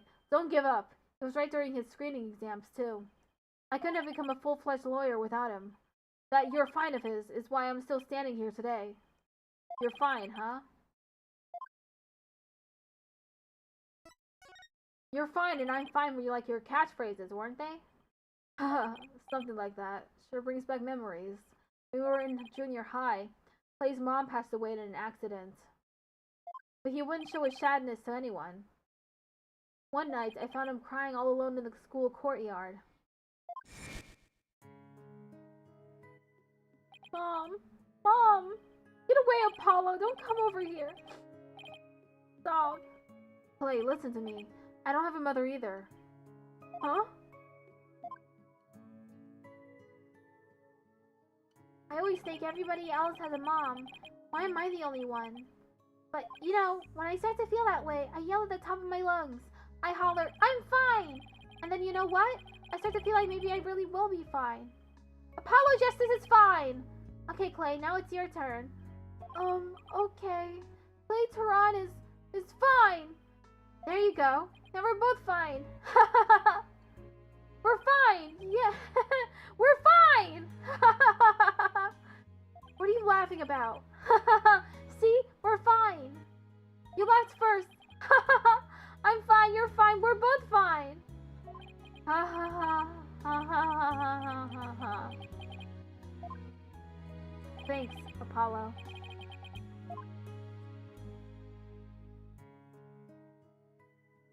When you say it out loud, it really starts to feel real. And as long as you don't give up, you can keep on fighting. That's what we believed. As long as you don't give up. Wasn't there somebody else who said something similar? If I give in to my fear, I'll never find the truth. As long as I don't give up, I can give up the fight. Clay called Mr. Starbuck his mentor and looked up to him. I wonder if I can be a good role model for my staff like Mr. Starbuck. Sorry, Mr. Wright, but I'll be taking a leave of absence. What? Wait! What do you mean by a leave? You're really serious. Can you at least give me a reason why? When I put Clay's jacket on, I swore to him that I would catch his killer myself. But that's our goal, too! I agree with Athena. We should work together to find the truth. The truth, huh? That's a noble cause. But what if the truth you seek and the truth I seek turn out to be different? I'm not sure I follow. What are you saying, Apollo? I'm going to catch the person responsible for taking my friend's life in my own way. Take good care of Mr. Starbuck for me. Now I must be going. Goodbye. Goodbye? Did he just say goodbye? I sensed a lot of seething anger and hatred coming from him. And also, suspicion. Ugh, he's not walking out on us like this. I'm going to talk some sense into him. Hold on, Athena. Apollo can believe what he wants, but I believe he's wrong. Even if we take different paths, the truth we arrive at should be the same. I think the quicker we solve this case, the better it'll be for Apollo. Yeah, you're right, boss. Alright, that's enough for one day. Make sure you're ready for tomorrow's trial, okay? If you were here right now, Apollo would say, I'm fine, everything is fine. I just hope things really do turn out fine tomorrow.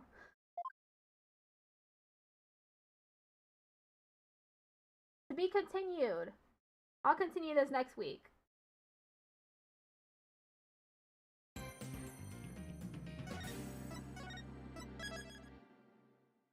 Trial day 2.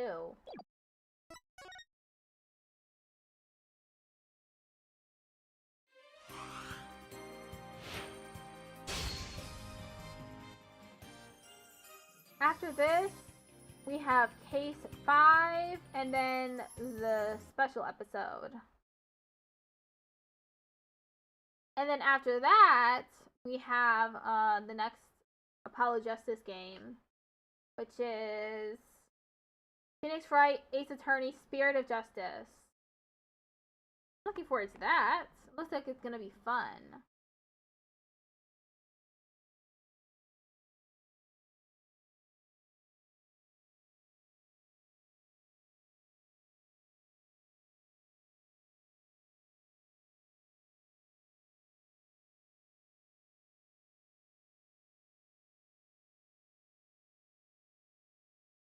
Hey, KKK. We have 3 viewers. So, back to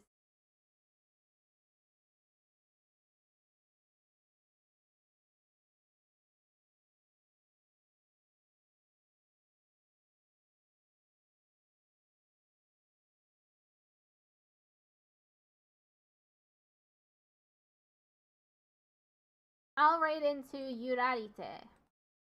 Currently doing art.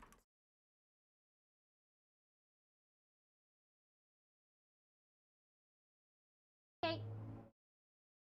I'll see y'all next week on Friday for Infinity Nikki.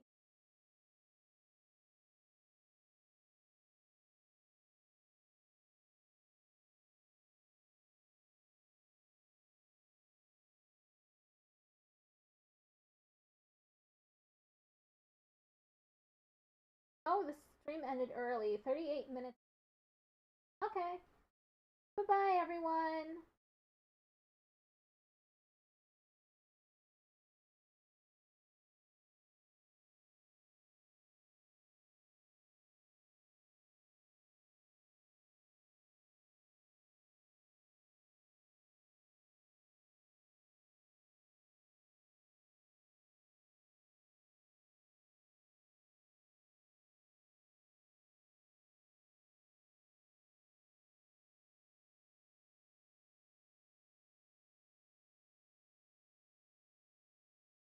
And goodbye.